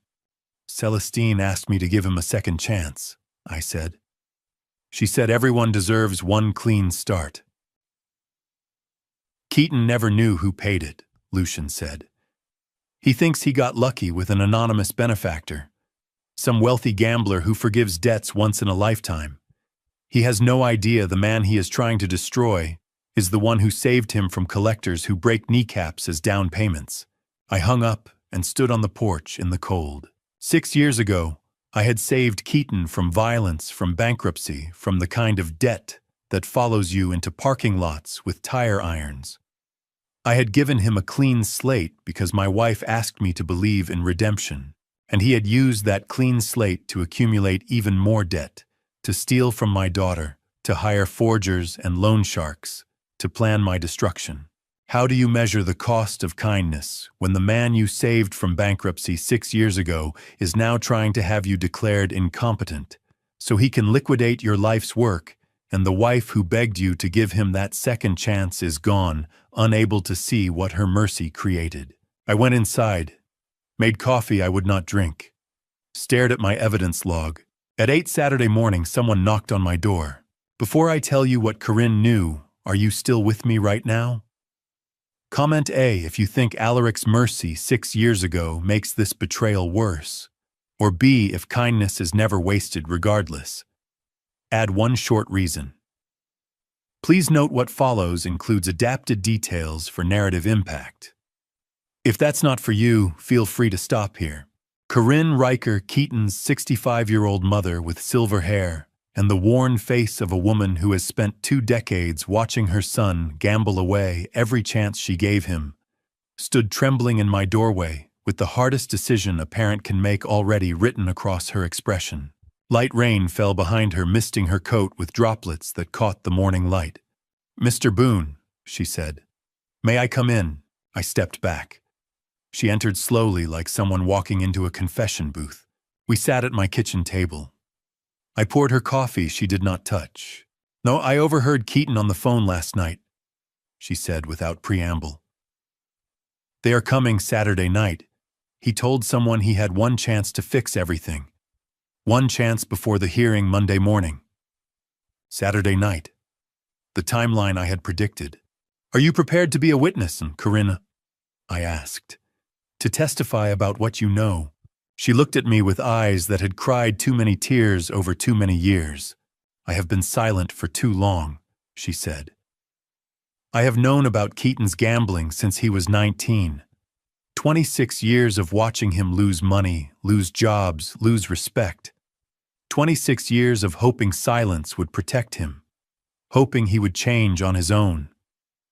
"And now," I asked, watching Corinne Riker sit at my kitchen table in the rain, trembling as she prepared to testify against her own son, I understood that some parents spend their entire lives hoping silence will protect their children, and some spend their entire lives learning that silence only delays the inevitable. "Now I am done being silent," she said. "He is going to hurt someone. Maybe already has. My silence has enabled him for too long. I came to warn you, and to offer to testify to everything I know. The gambling, the debts, the lies to Betrayal. All of it." "Why now?" I asked. "Because he brought Betrayal into it," Corinne said. "Because my granddaughter Isolde should not grow up thinking theft is normal. Because I am 65 years old, and I do not want to die knowing I stayed quiet while my son destroyed good people." She pulled a folder from her purse. Bank statements, credit card bills, receipts from casinos dating back 15 years. Documentation of every loan she had given him, every debt she had covered, every promise he had broken. "I have been keeping records," she said, "in case I ever found the courage to stop him. Today, I found it." I took the folder, evidence from a mother who loved her son enough to document his crimes so someone could finally stop him. "Thank you," I said. "Do not thank me," Corinne said. "This is not mercy. This is 26 years too late." She left with instructions to meet Odessa Quinn that afternoon to give her formal statement. 5 minutes after she drove away, my phone buzzed. "Sheriff Dalton. Surveillance spotted your son-in-law at Madison Hardware." The text read, Purchased bolt cutters, heavy-duty flashlights, work gloves. Saturday night confirmed. I looked at the clock. Saturday, 9:47 a.m., 36 hours until Sunday night. 36 hours until the trap closed. I had everything I needed now. The legal framework Celestine built. The warehouse trap Odessa transformed. The tactical plan Dalton coordinated. The evidence log documenting weeks of fraud. The audio recording proving Brielle's complicity. And now Corinne's insider testimony spanning 26 years. I had saved Keaton once 6 years ago because Celestine asked me to believe in redemption. Now I was going to destroy him because he proved redemption was wasted on people who mistake mercy for weakness. What I did not know yet was that Keaton had one more move planned, one that would force me to choose between justice and protecting Isolde. Keaton Riker stood in Garrick Thorne's suburban garage Friday afternoon with $30,000 in cash and a phone containing a recording that could destroy the locksmith's second chance at life. 24 hours remained until tomorrow night's warehouse operation.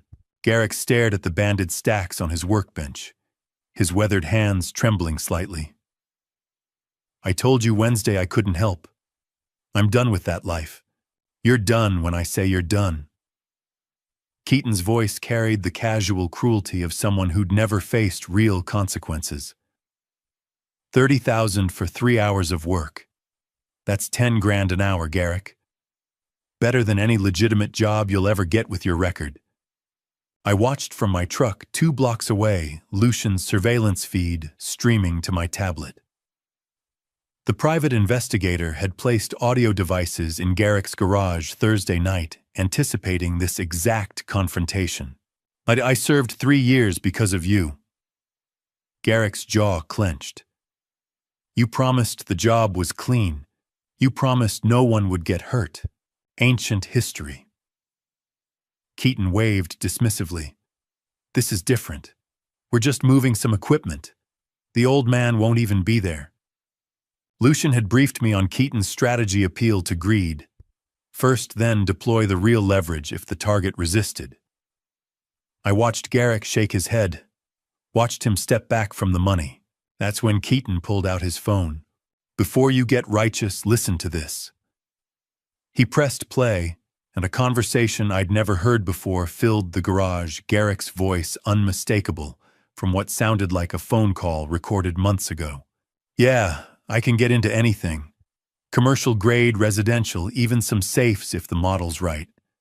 I've done work the parole board doesn't know about. Cash jobs, no questions asked. That's how I've been making ends meet since I got out. Another voice responded, asking for specifics.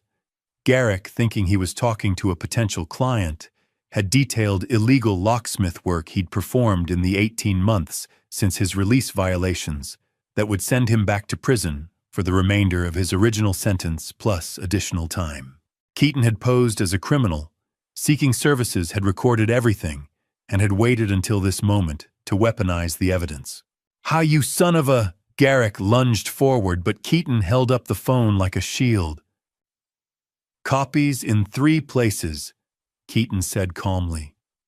"You touch me, they go straight to the cops. You refuse this job, same result. You help me tomorrow night, and this recording disappears forever. Your choice, locksmith." I felt my chest tighten watching this.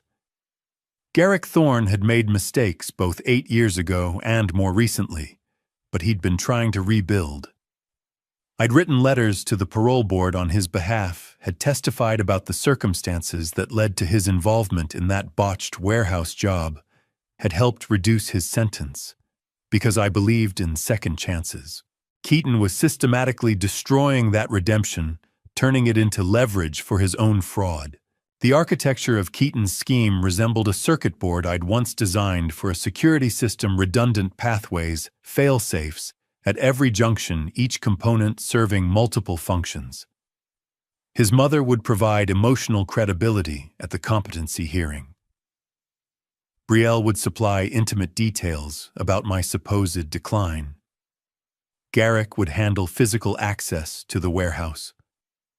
Dr. Ellison's refusal had been anticipated and planned around. Every element interconnected, every backup in place. Except Keaton hadn't accounted for the fact that I'd designed the circuit board he was trying to hack. Garrick's shoulders sagged. "What exactly do you need me to do?" Keaton smiled, and I wanted to reach through the screen and tear that expression off his face. "Tomorrow night, 9 o'clock, you meet us at the warehouse on Clemens Road. There's a reinforced door my father-in-law installed, commercial-grade deadbolt, the kind you specialized in before your unfortunate incarceration. You open it, we move some equipment, you leave with $30,000 and a clean slate. Moving equipment." Garrick's voice was flat. "That's your story. That's the truth." Keaton's lie was so smooth, it almost sounded genuine.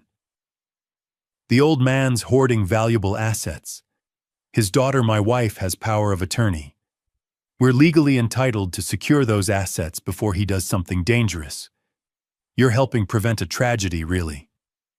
The rationalization was masterful.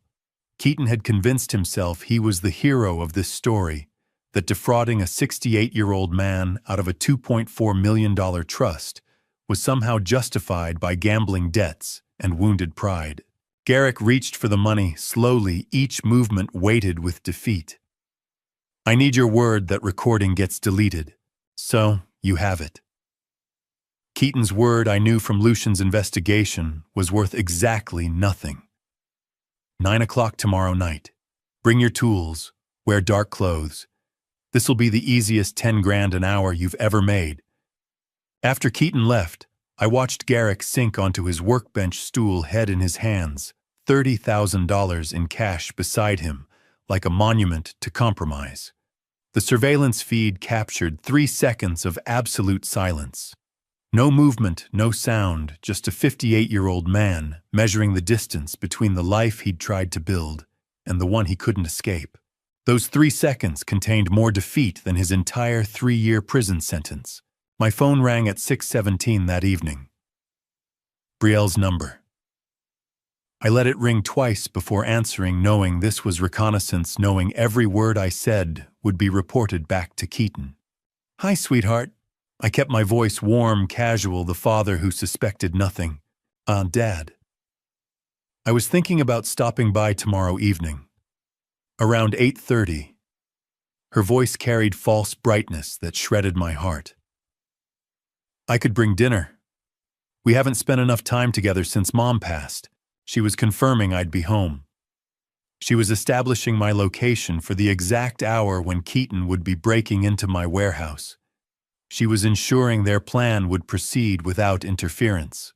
My daughter, who I'd taught to ride a bicycle, who I'd walked down the aisle, who I'd trusted with every vulnerable part of my heart, was setting me up for the final phase of her husband's fraud. "How did that sound wonderful?" I said, and meant it in ways she couldn't imagine. 8:30 tomorrow. I'll be here." After we hung up, I sat in my truck watching the surveillance feeds, watching Sheriff Dalton Vane position his deputies, watching Odessa Quinn finalize the legal documentation that would spring the trap in 24 hours. The question that haunted me wasn't whether I'd witness my daughter's arrest tomorrow night.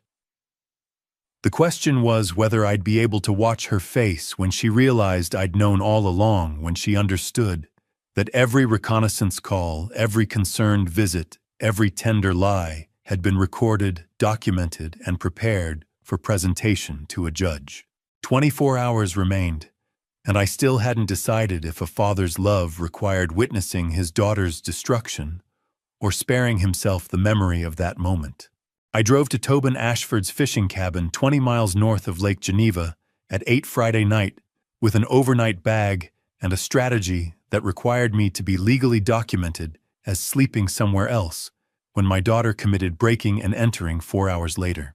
The decision had crystallized during that reconnaissance call with Brielle. A father's love didn't require choosing between witnessing and absence. It required engineering a solution where I could be both legally innocent and physically present 20 miles away on camera, and 200 yards away in reality. Tobin Ashford, a 73-year-old retired postal worker and my fishing companion for 15 years, owned a cabin with security cameras and the kind of unquestioning loyalty that let me establish an alibi without explaining why I needed one. He met me at the door with 2 beers and a chessboard asked no questions, and we settled into comfortable silence. Sheriff Dalton Vane arrived at 10 o'clock, exactly as we'd arranged. His patrol car appeared in the driveway, visible on the cabin's exterior security camera that time-stamped every frame.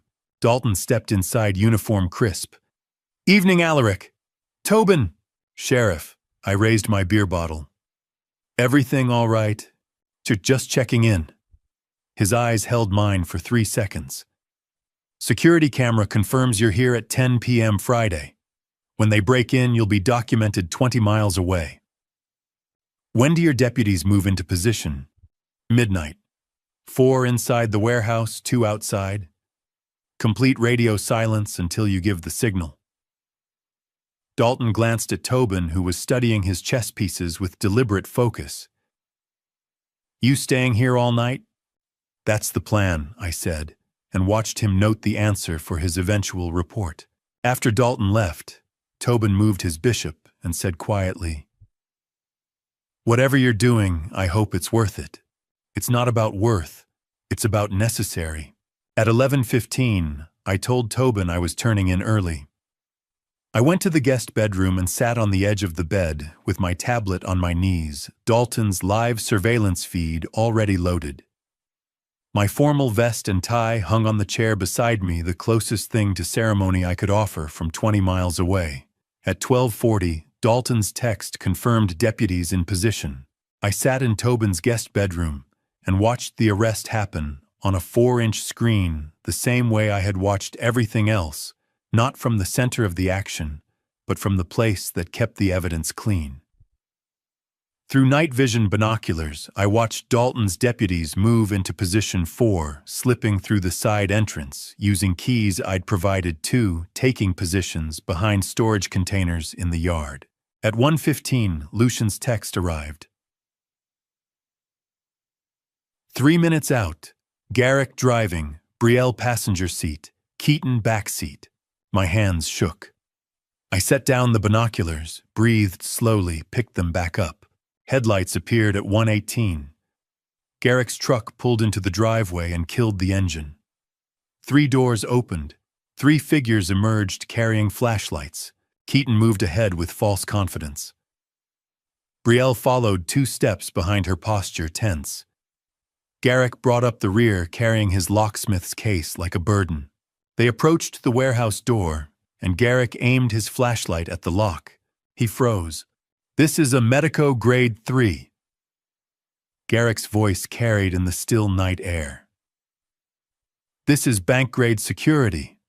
Why does an old warehouse have commercial-level locks?" My chest tightened. Garrick knew. His professional instincts had recognized what Keaton's arrogance had missed, that no senile elderly man installs $2,000 deadbolts on deteriorating storage buildings. Senile old man bought expensive equipment. Keaton's dismissal was sharp. He probably doesn't even remember installing it. Just open it. Garrick stood motionless for 5 seconds, flashlight beam steady on the lock that announced trap as clearly as a sign. Then he set down his case and pulled out his tools. $30,000 and a blackmail recording had just overridden 15 years of hard-won professional caution. Brielle turned away from the door. "I'll cut the power from the back." 2 minutes, watching Brielle walk toward the power switch through night vision surveillance. I understood that cutting electricity to commit theft against her father was not the betrayal itself, but the physical manifestation of a choice she made weeks ago when Keaton first asked, and she said yes instead of calling to warn me. She rounded the corner of the warehouse. Disappeared from view. Reappeared near the electrical panel mounted on the back wall. Her hand reached for the main breaker. I thought about calling out thought, about giving her one final chance to stop thought, about the 8-year-old girl who'd sat on my shoulders at the county fair and the 38-year-old woman about to commit felony breaking and entering. She pulled the breaker down. The warehouse lights died, plunging the building into darkness that she believed was cover, but was actually the signal Sheriff Dalton's deputies had been waiting for to activate infrared night vision and assume tactical positions around the interior. I stood 200 yards away, watching 3 flashlight beams approach the door, and I realized that in less than 5 minutes, my daughter would be in handcuffs unless one of them recognized the trap and ran. But Garrick was blackmailed, Keaton was desperate, and Betrayal had already chosen her side. Garrick's tools scraped against the Medeco cylinder. The lock clicked open. The door swung inward. 3 flashlight beams entered the warehouse, illuminating the bolted safe in the center of the room, the safe that contained carefully arranged fake documents, and one final piece of evidence that would transform this arrest from legal necessity into something unforgivable. What I didn't know yet was that opening that safe would reveal something I had placed there myself the morning before. A photograph of Celestine on our wedding day, and a handwritten note I'd written to Betrayal that began with words I had never expected to need. If you are reading this inside my warehouse at 2 a.m, then I want you to know I love you anyway, and your mother would ask you to come home. The warehouse door broke open at 2 a.m. exactly, with a crack that echoed across the frozen lake, and through my night vision binoculars, 200 yards away, I watched Garrick Thorne step through first, followed by Keaton pushing Betrayal ahead of him like a human shield. 3 flashlight beams swept across the interior, illuminating dust particles suspended in frigid air. The warehouse had been empty for 18 months, except for the safe I'd moved to the center 3 weeks ago, and the 6 sheriff's deputies who'd been positioned in darkness since midnight. Keaton tore down the federal warning signs I'd posted on the interior walls, signs declaring the building under investigation for financial crimes, signs that would have given any reasonable person cause to retreat. He crumpled them and shoved them in his pocket, eliminating what he believed was evidence of my paranoia. There it is.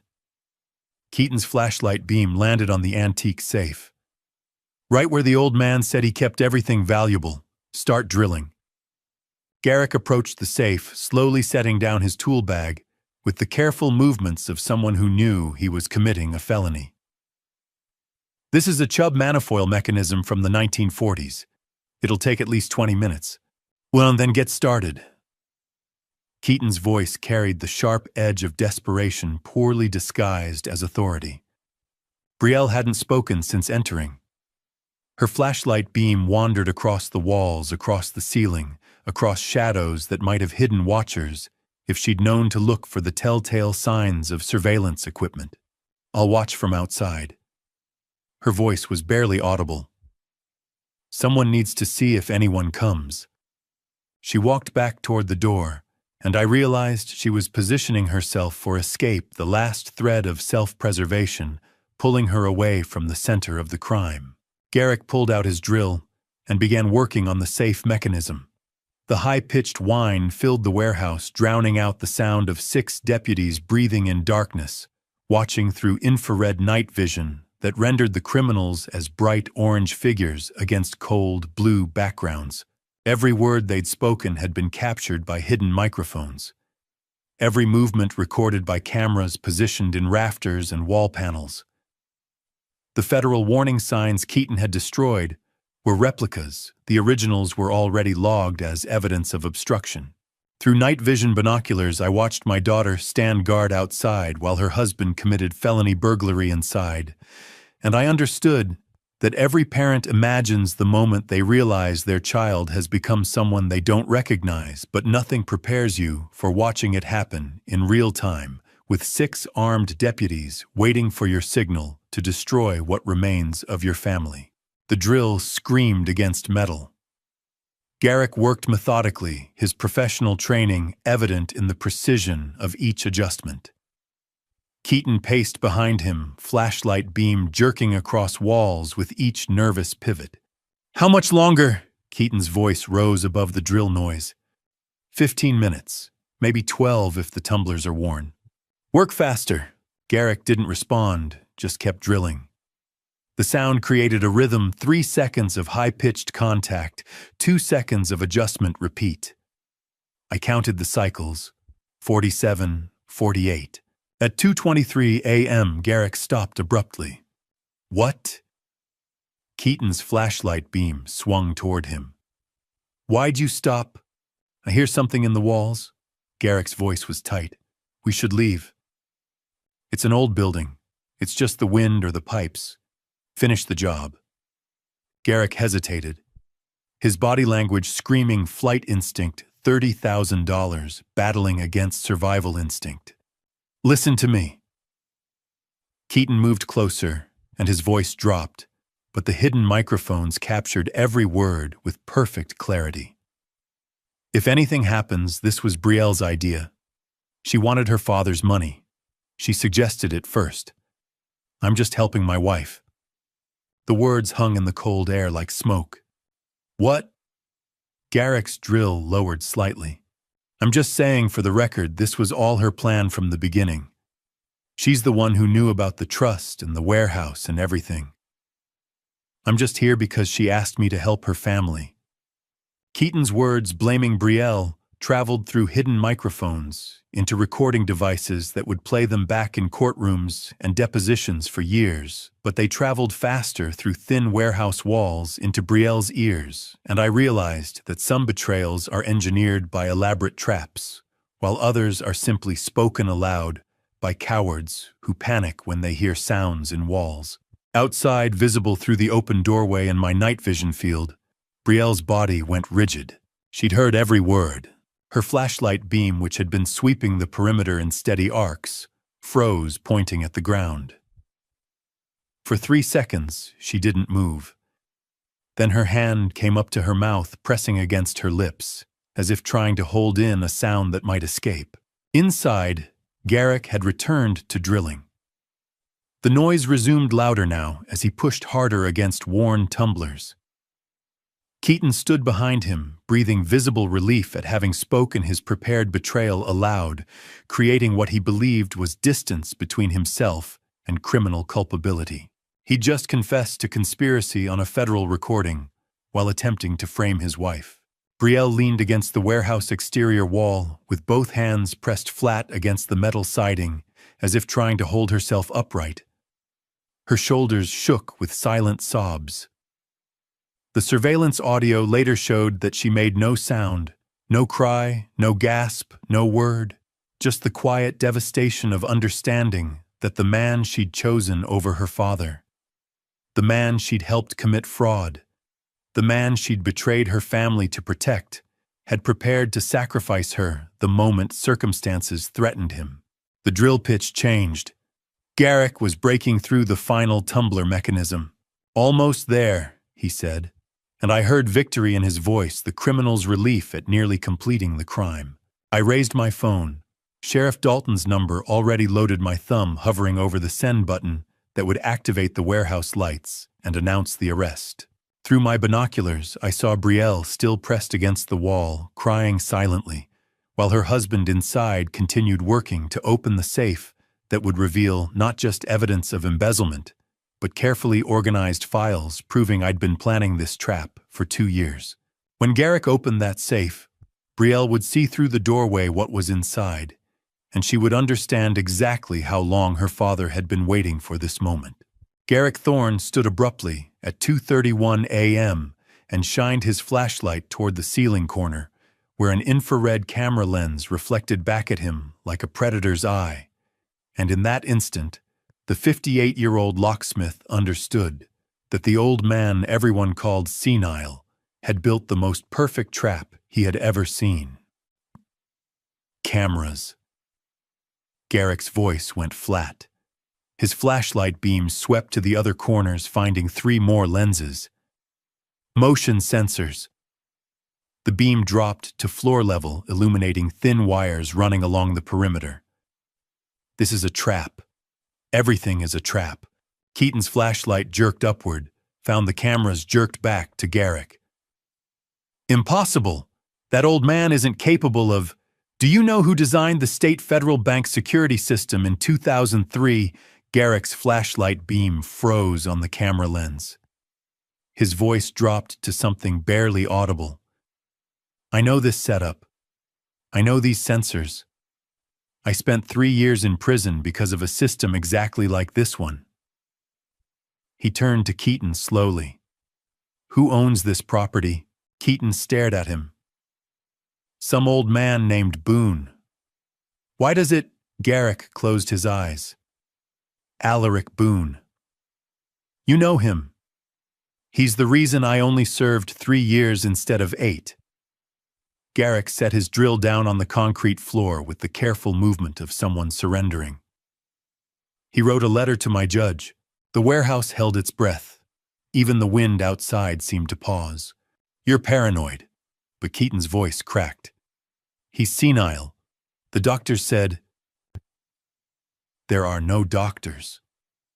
Garrick's realization came in pieces, each one clicking into place with the precision of tumbler mechanisms he'd spent his life manipulating.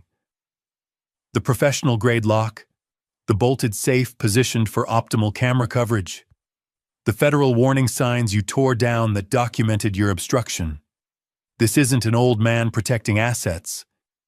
This is a security engineer documenting crimes. From my position in the tree line 200 yards away, I watched Garrick understand what Keaton's arrogance had prevented him from seeing, that underestimating your opponent's capability is the fatal flaw every security system exploits. I pressed send on my phone. The warehouse exploded into light. Halogen floods mounted in the rafters activated simultaneously, transforming the dark building into brightness harsh as daylight. Keaton and Garrick froze, their flashlight beams suddenly irrelevant against illumination designed to eliminate every shadow. The halogen floods activated simultaneously. Standing in the center of the room, exactly 20 feet behind the open safe, was Odessa Quinn holding a laptop displaying evidence files. Beside her, Sheriff Dalton Vane with his hand resting on his holster. Dr. Mira Ellison with medical documentation. Ingrid Vale clutching Celestine's diary. Corinne Riker with her head bowed. 6 deputies emerged from positions along the walls. I was not there in person. I had kept my distance, my alibi clean, my legal position unimpeachable. But Dalton carried a printed photograph of me, a formal portrait taken the morning before, and he set it on top of the safe when the lights came on, so the first thing Keaton saw when the room went bright was my face looking back at him. Dalton's voice carried through the live audio feed on my tablet 20 miles away. "Mr. Riker, this facility belongs to Alaric Boone. He says hello. Every security system I designed in 42 years operated on one principle: give the target what they think they want until they commit fully to taking it. Then reveal that what they wanted never existed, and what they took was their own freedom." And watching Keaton's face as the lights came on was watching that principle achieve perfect execution. Dalton's voice carried through the warehouse speakers, playing a pre-recorded message I had prepared 3 days earlier. "I've been a security systems engineer for 42 years. I've never installed a system without full documentation. I've never installed a system without full documentation." On the wall behind me, a television screen activated, playing surveillance footage in split-screen format. Keaton meeting with the fake neurologist at the coffee shop. Garrick accepting $30,000 in his garage. Brielle making reconnaissance calls from her kitchen. Corinne practicing her testimony about my supposed decline. Audio recordings played through mounted speakers. Isolde's phone call. Keaton pressuring Brielle, his statement 20 minutes ago, blaming his wife for planning the theft. "This is entrapment." Keaton found his voice finally. "You can't. You broke into legally posted federal trust property." I didn't raise my voice. Didn't need to. "Recording devices captured your statement that this was Brielle's idea." The only person entrapped here is my daughter by your cowardice." Odessa turned her laptop screen to show financial records, every withdrawal from the trust, every forged signature, every fraudulent document traced back through 3 years of planning. Garrick had gone perfectly still, his locksmith tools hanging forgotten in his hands. "The safe," Keaton said desperately. "You put money in there. You baited us. Look at what's in the safe, Keaton." Garrick had opened it during my speech, and now its contents were visible in the harsh light. No cash, no bonds, no valuable documents. Just a framed photograph of Celestine from our wedding day, fake patent copies worth nothing, and a handwritten note addressed to Betrayal in my own handwriting. The exit twist landed with the weight of 3 years planning. I'd never intended to protect assets, only to create an irresistible target that would force Keaton to commit documented federal crimes with every witness necessary for his complete destruction. There was never any money here," I said quietly. "Just evidence that you'd attempt to steal from a trust specifically designed to disinherit anyone who challenged it. You didn't break into a warehouse, Keaton. You walked into documentation. I sat in that warehouse in my best suit, surrounded by lawyers and law enforcement and evidence of 3 weeks of surveillance, and I understood that I'd completely destroyed my son-in-law utterly and guaranteed my daughter would spend years in prison, which meant the only victory I'd achieved was proving I could sacrifice everything I loved to be right." Corinne Riker stepped forward, her voice barely audible. "I'm sorry. He's my son, but I'm sorry for what he did to you." Sheriff Dalton moved toward Keaton and Garrick. "You have the right to remain silent. Anything you say can and will." "And wait." Keaton's eyes locked on something behind me. "Betrayal, tell them. Tell them this was your idea. Tell them I was just helping you." I turned in my chair. Betrayal stood silhouetted in the warehouse doorway, her face illuminated by the harsh lights that revealed tear tracks on her cheeks, and an expression I'd never seen before, something past grief, past anger, into territory that had no name. Odessa turned her laptop again, cueing the audio file where Keaton blamed Betrayal for everything. 47 minutes of you pressuring her to participate," Odessa said, "followed by your statement claiming it was her plan from the beginning." Keaton looked past me toward Betrayal, and he opened his mouth to say something that would either be confession or accusation. What I didn't know yet was that Betrayal had already made her choice, and it was neither the one Keaton expected nor the one I hoped for. Sheriff Dalton finished handcuffing Garrick Thorne at 2:41 a.m. and began escorting him toward the warehouse door, but then stopped and asked a question that would transform a simple arrest into a moral reckoning that had been 20 years in the making. "Garrick Thorne, in 2004, you were arrested for breaking into State Federal Bank." Dalton's voice carried the formal tone of testimony. "Do you remember who designed the system that caught you?" Garrick went still between 2 deputies. "Do you know who wrote the letter to the judge requesting sentence reduction from 8 years to 3 years? Dalton glanced back at me. "That same person." Garrick turned slowly. His eyes found mine across 20 feet of concrete floor. I nodded once. For 5 seconds, Garrick stood absolutely motionless. His face cycled through confusion, then recognition, then something that might have been understanding. Not gratitude, I'd never wanted that, but acknowledgement that the man who'd built the trap that caught him had also argued for his reduced sentence. Wyatt Garrick's voice was barely audible. "Because catching people and believing they deserve second chances aren't contradictory," I said. "You served your time. You tried to rebuild. That mattered." Garrick looked at me for 3 more seconds, then allowed the deputies to lead him toward the door. He looked back once before stepping into the December darkness, and in that glance I saw what I'd hoped for 20 years ago: recognition that mercy can exist alongside justice. The deputies guided him into a patrol car. The door closed with a sound like a safe locking. What does it mean to show mercy to the people you catch when catching people is what you do for a living? And how do you reconcile spending 42 years designing traps with spending just as many years writing letters, asking judges to be lenient to the people who walked into them? I'd never found a satisfactory answer. I'd only found the action itself, the designing and the letter writing, existing side by side, neither canceling the other. Keaton sat handcuffed on the warehouse floor, his back against the wall. His expensive jacket was torn at the shoulder from when he'd tried to run and been tackled. "Do you know anything about hardship?" Keaton's voice rose, desperate. "Being unable to pay debts. You're sitting on money while we sink." I crossed the warehouse floor and sat on the concrete beside him, my suit pants getting dusty. "I know," I said quietly. "I paid your $47,000 gambling debt 6 years ago. Anonymous. Because Celestine asked me to give you a chance." Keaton's mouth opened, closed. No sound emerged. "Oh, she saw something in you I couldn't see. She believed you'd use that clean slate to rebuild.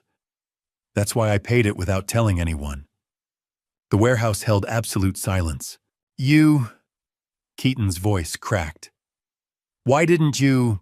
"Because mercy doesn't come with conditions. And because announcing generosity transforms it into leverage. I gave you a clean slate. What you did with it was your choice." Keaton stared at the concrete floor between his knees. For the first time since I'd met him 9 years ago at Brielle's engagement dinner, he had no response. No manipulation. No excuse. Just silence that acknowledged what he'd done with the second chance my wife had begged me to give him. I stood slowly. "Dalton, take him away." 2 deputies lifted Keaton to his feet and guided him toward a separate patrol car. He didn't look back. Didn't try to speak again. Just walked into the night like a man who'd finally run out of words. I found Brielle outside the warehouse at 3:10 a.m., standing against the exterior wall in the exact spot where she'd cried silently while her husband betrayed her. She wasn't handcuffed yet. Sheriff Dalton had left her free while the others were processed, because she'd been outside during the actual break-in. "Did you know?" Her voice was flat. "From the beginning?" "From the night I saw you with the flashlight at the warehouse." She nodded slowly. "How long have you been planning this?" "Since Odessa showed me the forged power of attorney documents 3 weeks ago. But I've been watching since the night you helped him case the warehouse. I didn't know what else to do." Her words came out mechanical, rehearsed. "He said we'd lose everything. He said you'd be better off in managed care. He made it sound like we were helping you. You'll be arrested and may face charges. Odessa will try to mitigate the consequences. But I can't stop it." A police officer approached a young woman with gentle hands, who handcuffed Brielle with her wrists in front, rather than behind a small mercy Sheriff Dalton had authorized. She guided Brielle toward a waiting patrol car, reading Miranda rights in a quiet voice. Watching my daughter walk toward the police car, with her hands handcuffed in front, because Dalton allowed that small dignity, I understood that I'd achieved every strategic objective I'd planned, destroyed the man who'd tried to destroy me and protected the trust from fraud. But the cost was watching the person I loved most walk away without looking back, because looking back would have broken us both. Brielle never turned. Never glanced over her shoulder. Never offered a final word or gesture.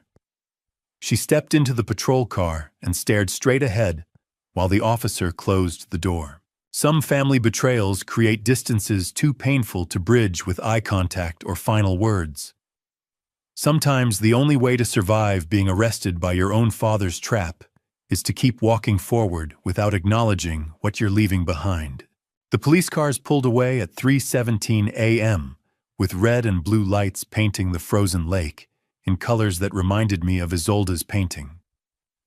I stood alone in the warehouse doorway with Odessa and Dr. Mira gathering evidence behind me, I had won completely, which meant I'd also lost everything that mattered. The competency hearing scheduled for Monday morning would rule me mentally fit to control my own life at the exact moment when I no longer had a family to share that life with. What I didn't know yet was that Betrayal had asked Odessa a question in the police car that would change the resolution I thought I'd achieved.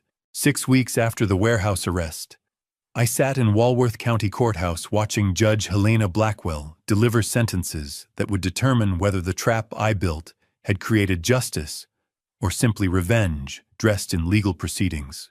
Judge Helena Blackwell, a 30-year veteran of Walworth County Criminal Court, with a reputation for balancing punishment with rehabilitation, presided over the trial with the kind of measured wisdom that recognized when justice required both accountability and mercy. The courtroom was half empty. Keaton sat at the defense table flanked by his public defender, his expensive suits replaced by county jail orange. Garrick sat 2 rows back, already convicted through a cooperation plea. Betrayal sat alone in the 3rd row on the opposite side, her elementary school teacher clothes looking worn after 6 weeks of legal proceedings. I sat in the back corner where I could see everyone without being seen.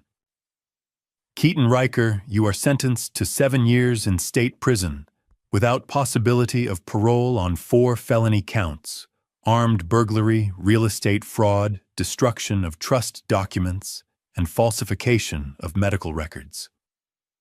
Judge Blackwell's voice carried no emotion, just the weight of law applied to documented crimes. The court finds your actions demonstrated premeditation, exploitation of family relationships, and willingness to endanger a minor child through your association with loan shark operations. Keaton stood motionless as 2 bailiffs moved toward him. No final speech. No protest. Just the mechanical compliance of a man who'd run out of angles. Garrick Thorne, your cooperation with law enforcement and testimony regarding coercion reduced your exposure significantly.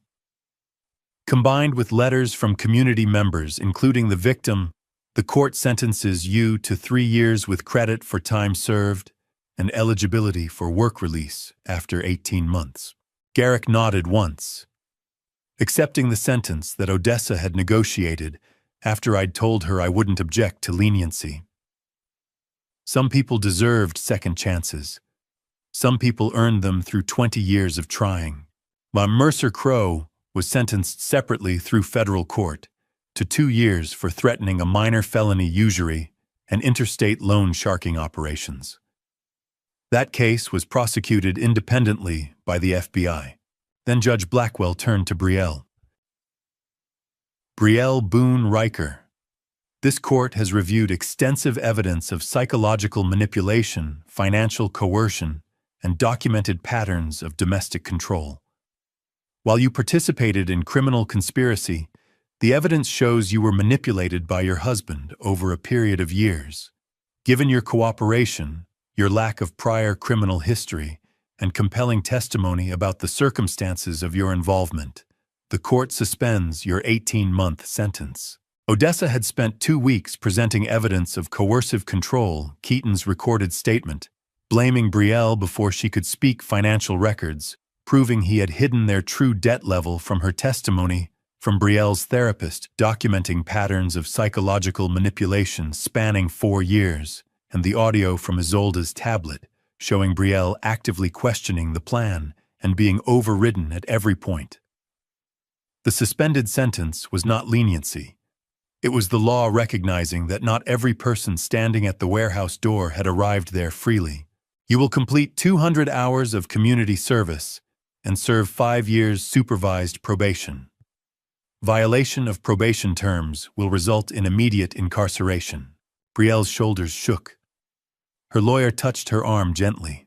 When the judge said 18 months suspended with probation, I felt something I hadn't allowed myself to feel since the warehouse arrest relief that the trap I'd built had caught my daughter, but that Odessa had found a door I didn't know existed, a way for Betrayal to walk out not destroyed, but accountable. And I understood that justice without mercy is just revenge with paperwork. As the courtroom emptied, Brielle and I passed each other in the aisle. Our eyes met for the first time since the arrest. This time she didn't look away. Neither did I. No words. Just 3 seconds of acknowledgement that we'd both survived something that should have destroyed us completely. Outside, Odessa found me on the courthouse steps. She didn't look away this time. That's something. It's something, I agreed. There's more, Odessa said. Come to my office tomorrow. There's something Brielle needs to receive and something you need to understand. The next morning, I sat in Odessa's small conference room while she handed Brielle an envelope that had been stored in her office safe for 3 years. Your mother left this with me before she died. She gave specific instructions to deliver it only when you needed it most. Odessa's voice was gentle. I believe that time is now. Through the conference room window, I watched Brielle open the envelope with trembling hands. Watched her unfold pages written in Celestine's careful cursive. Watched her face cycle through confusion, then grief, then something that might have been hope. Odessa stepped out of the conference room and closed the door, giving Brielle privacy. She sat beside me in the waiting area. What does it say? I asked quietly. Celestine knew Alaric. She knew about Keaton's gambling long before she died. She knew he'd eventually pressure Brielle into something desperate. The letter acknowledges that Brielle will make a wrong choice once. Odessa pulled out a photocopy she'd made for legal records and read aloud. Odessa had made one photocopy of the letter for legal records. She showed me the opening line, just the first sentence, before resealing it. It starts with, I know you will make a wrong choice once. She folded the copy and slid it back into the folder. The rest was between Celestine and her daughter. I won't read it aloud, but I will tell you this your wife knew, and she forgave Brielle before the crime ever happened. My vision blurred. I blinked hard, but tears came anyway, the first I'd allowed since the arrest. How does a wife prepare for every contingency her husband might face years after her death? And how does a man who spent 42 years engineering security systems realize that his wife was quietly engineering something far more sophisticated, a framework not for catching criminals, but for saving daughters who become them? She left the letter 3 years ago with specific instructions. Odessa continued. She knew Alaric. She prepared for this. While you were building your trap to catch Keaton, she was building a bridge to bring Brielle back.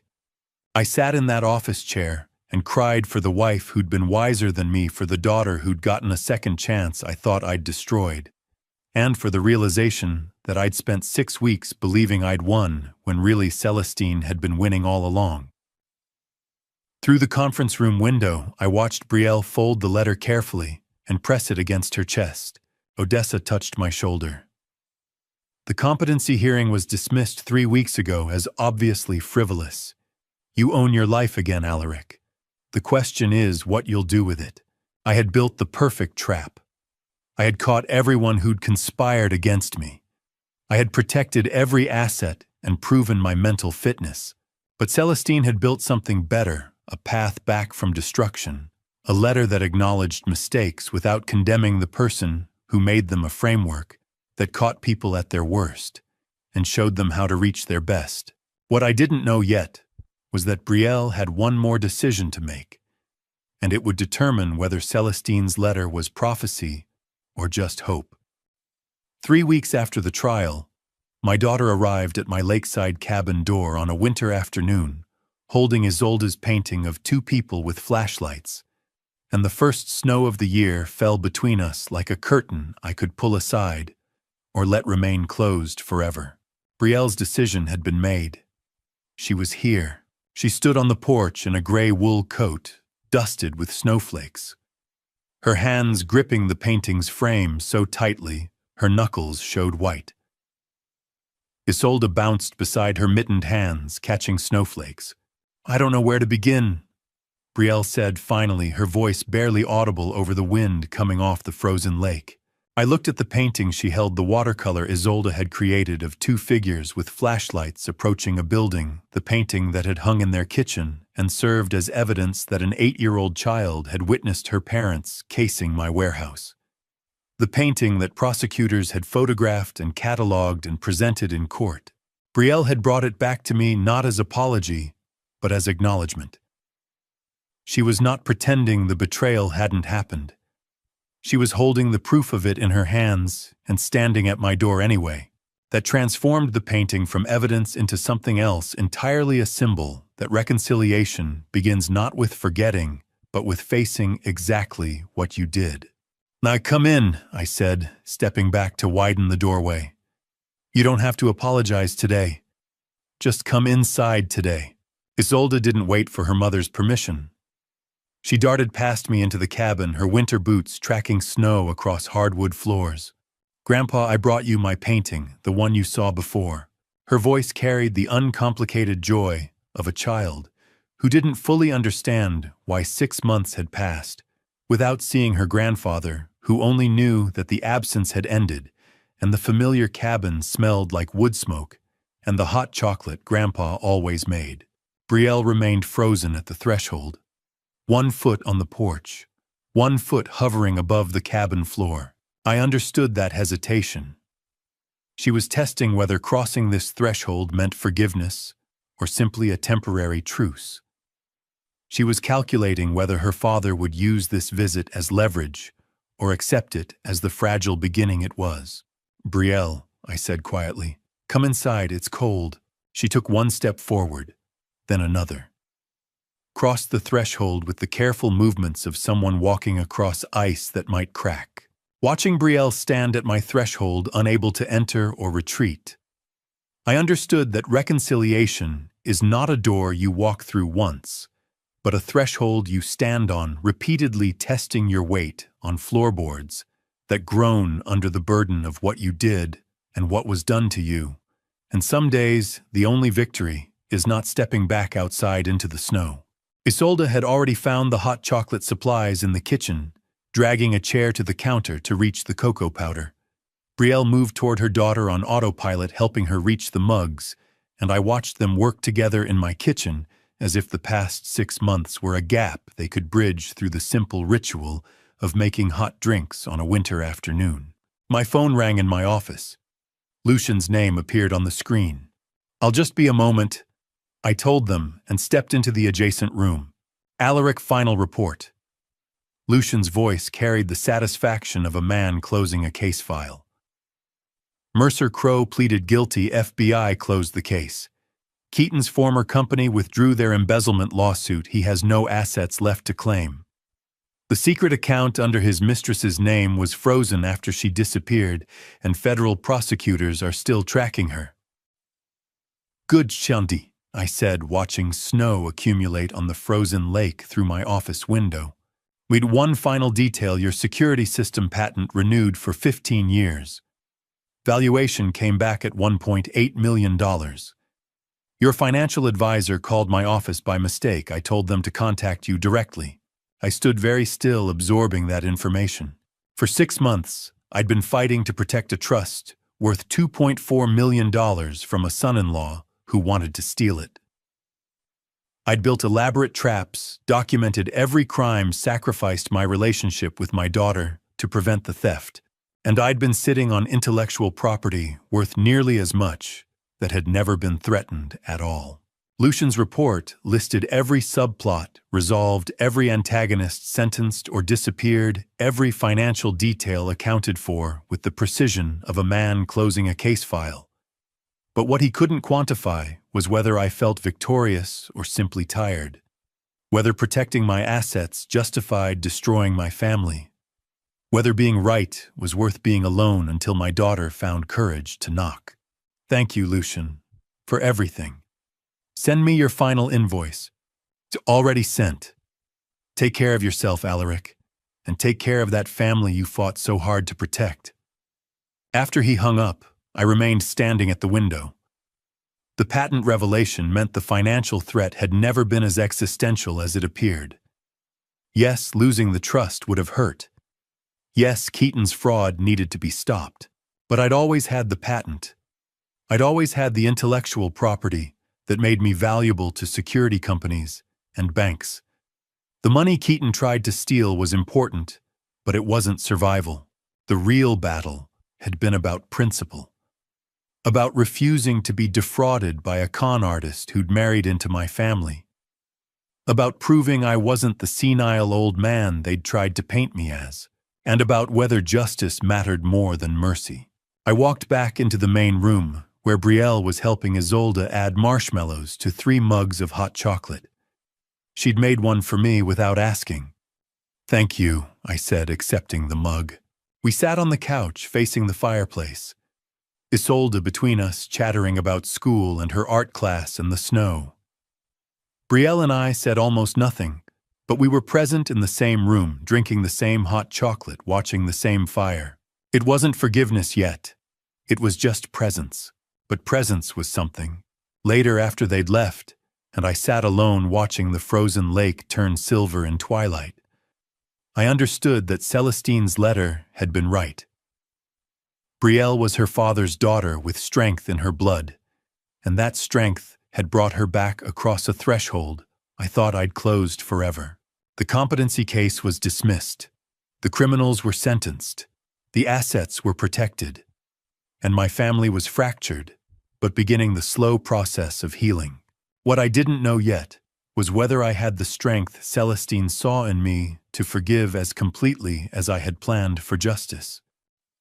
4 months after the warehouse arrest, spring returned to Lake Geneva with the kind of gentle warmth that melts frozen things slowly, and my 8-year-old granddaughter Isolde announced that we should paint the warehouse yellow because it needed to look like sunshine instead of secrets. I had the strength Celestine saw in me. It took 4 months to discover it, but forgiveness arrived the same way spring did, gradually in small moments that accumulated, until one morning I woke and realized the ice had broken. The warehouse had served its purpose. After the trial, I'd revoked its legal designation as trust storage facility, and it stood empty except for Celestine's photograph and Isolde's painting mounted where Keaton had stood handcuffed. "Yellow looks like sunshine, Grandpa." Isolde held up a paint chip. "The warehouse needs sunshine." So we painted it on a March afternoon when the temperature climbed above 50 degrees for the first time since November. Isolde wielded a small brush with more enthusiasm than precision, splattering yellow across her overalls and my work boots. "Grandpa, what was this warehouse for before?" I paused, considering how to answer. The truth was too complex. The simple answer felt more honest. To protect important things, and now to hold sunshine. She nodded satisfied, and returned to painting a section she could reach while standing on an overturned bucket. The structure that had represented my most sophisticated security engineering now represented choosing joy over control. The trap that caught criminals became a canvas for my granddaughter's vision of what healing looked like. Her laughter rang across the yard as paint dripped onto her hands. And I understood that sound was the clearest answer to why I'd fought so hard, not for money or justice, but for moments exactly like this one where innocence could still exist beside the lake that had witnessed so much betrayal. That evening, Odessa appeared on my back porch, unannounced, carrying a thermos of tea and 2 cups. "I saw the yellow warehouse from the road," she said. "Isolde's idea, entirely hers." We sat in chairs that had become familiar over 6 months of legal consultations. But tonight, we didn't discuss evidence or depositions.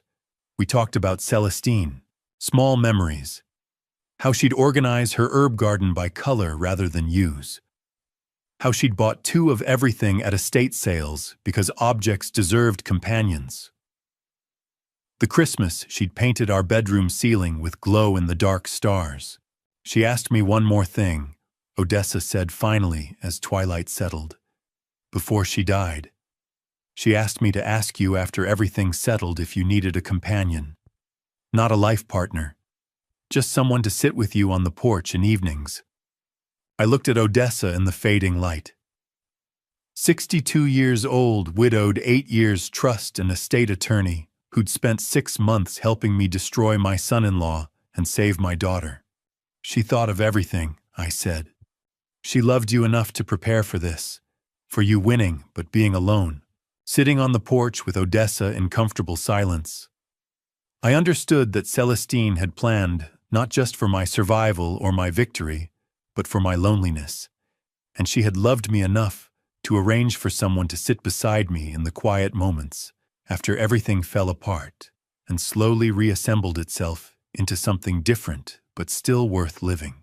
We stayed until the stars appeared, talking occasionally, silent more often, drinking tea that cooled as the night air turned crisp.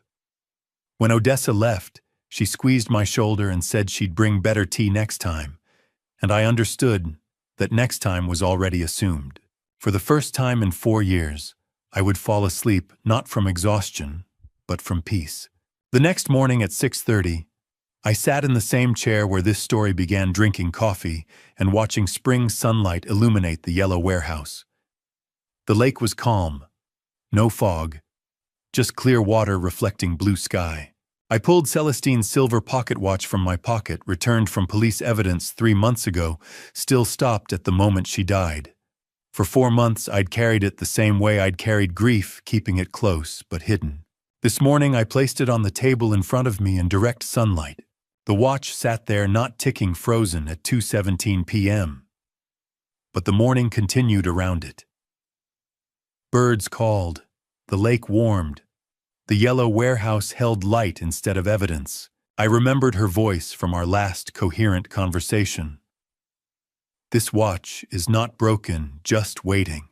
The watch sitting in sunlight stopped at the exact moment Celestine died. But the morning continued around it, the lake warmed under spring sun, the yellow warehouse held light instead of evidence. And I realized that time doesn't fix what breaks, but it does teach you that broken things can still mark the moments that matter if you stop hiding them in your pocket and let them rest where sunlight reaches. Some things never really stop. They're just waiting until the right time to continue. Brielle would visit this afternoon with Isolde. They came twice a week now, slowly rebuilding what we'd fractured. We didn't talk about the warehouse arrest or the trial or Keaton serving 7 years in prison. We talked about Isolde's art class and Brielle's students and whether the dock needed repairs. Small conversations, patient rebuilding. The kind of healing that happens in moments too quiet to notice until you look back and realize the distance you've traveled. I sat in the same chair where this story began, drinking the same coffee at the same hour, but the man sitting there was not the same. Neither was the lake before me or the warehouse behind me or the family slowly knitting itself back together. Celestine's watch waited in the sunlight, not broken but patient, and I understood finally that the greatest security system I ever engineered was not the one that caught criminals, but the one my wife built to catch me when I fell, to hold me when I won too completely, and to ensure that after all the traps closed and all the sentences were served, I would still have reasons to wake at 6:30 and watch the sun rise over water that forgives everything winter does to it. That is all. That is enough. And to you listening to my story, remember this. I spent 6 months planning the perfect trap and caught everyone who betrayed me, but I almost lost what mattered most. This family story taught me that victory isn't just about being right. Don't make my mistake. I was so focused on revenge that I nearly forgot mercy. My wife Celestine knew better. She planned for redemption while I only planned for retribution. The lesson from this family story is simple. You can be right and still be wrong. These grandpa stories about betrayal and healing teach us that justice without mercy is just revenge with paperwork. I believe God allowed this struggle to show me that broken things can heal if you let sunlight reach them. The greatest security wasn't the trap I built to catch criminals, but the framework my wife built to ensure I wouldn't end up alone after winning too completely. That's wisdom I wish I'd understood sooner. If this story resonated with you, I'd love to hear your thoughts in the comments. Have you ever faced betrayal from someone you trusted? Share these grandpa stories with someone who might need to hear them. And if you enjoy real family stories about struggle and redemption, please subscribe to Dad's Revenge Stories. Your support helps me share more stories like this one. Thank you for staying until the very end. It means more than you know. One last reminder, some details in this story were adjusted for reflection and storytelling. What matters most is the lesson it carries, and I hope it stays with you.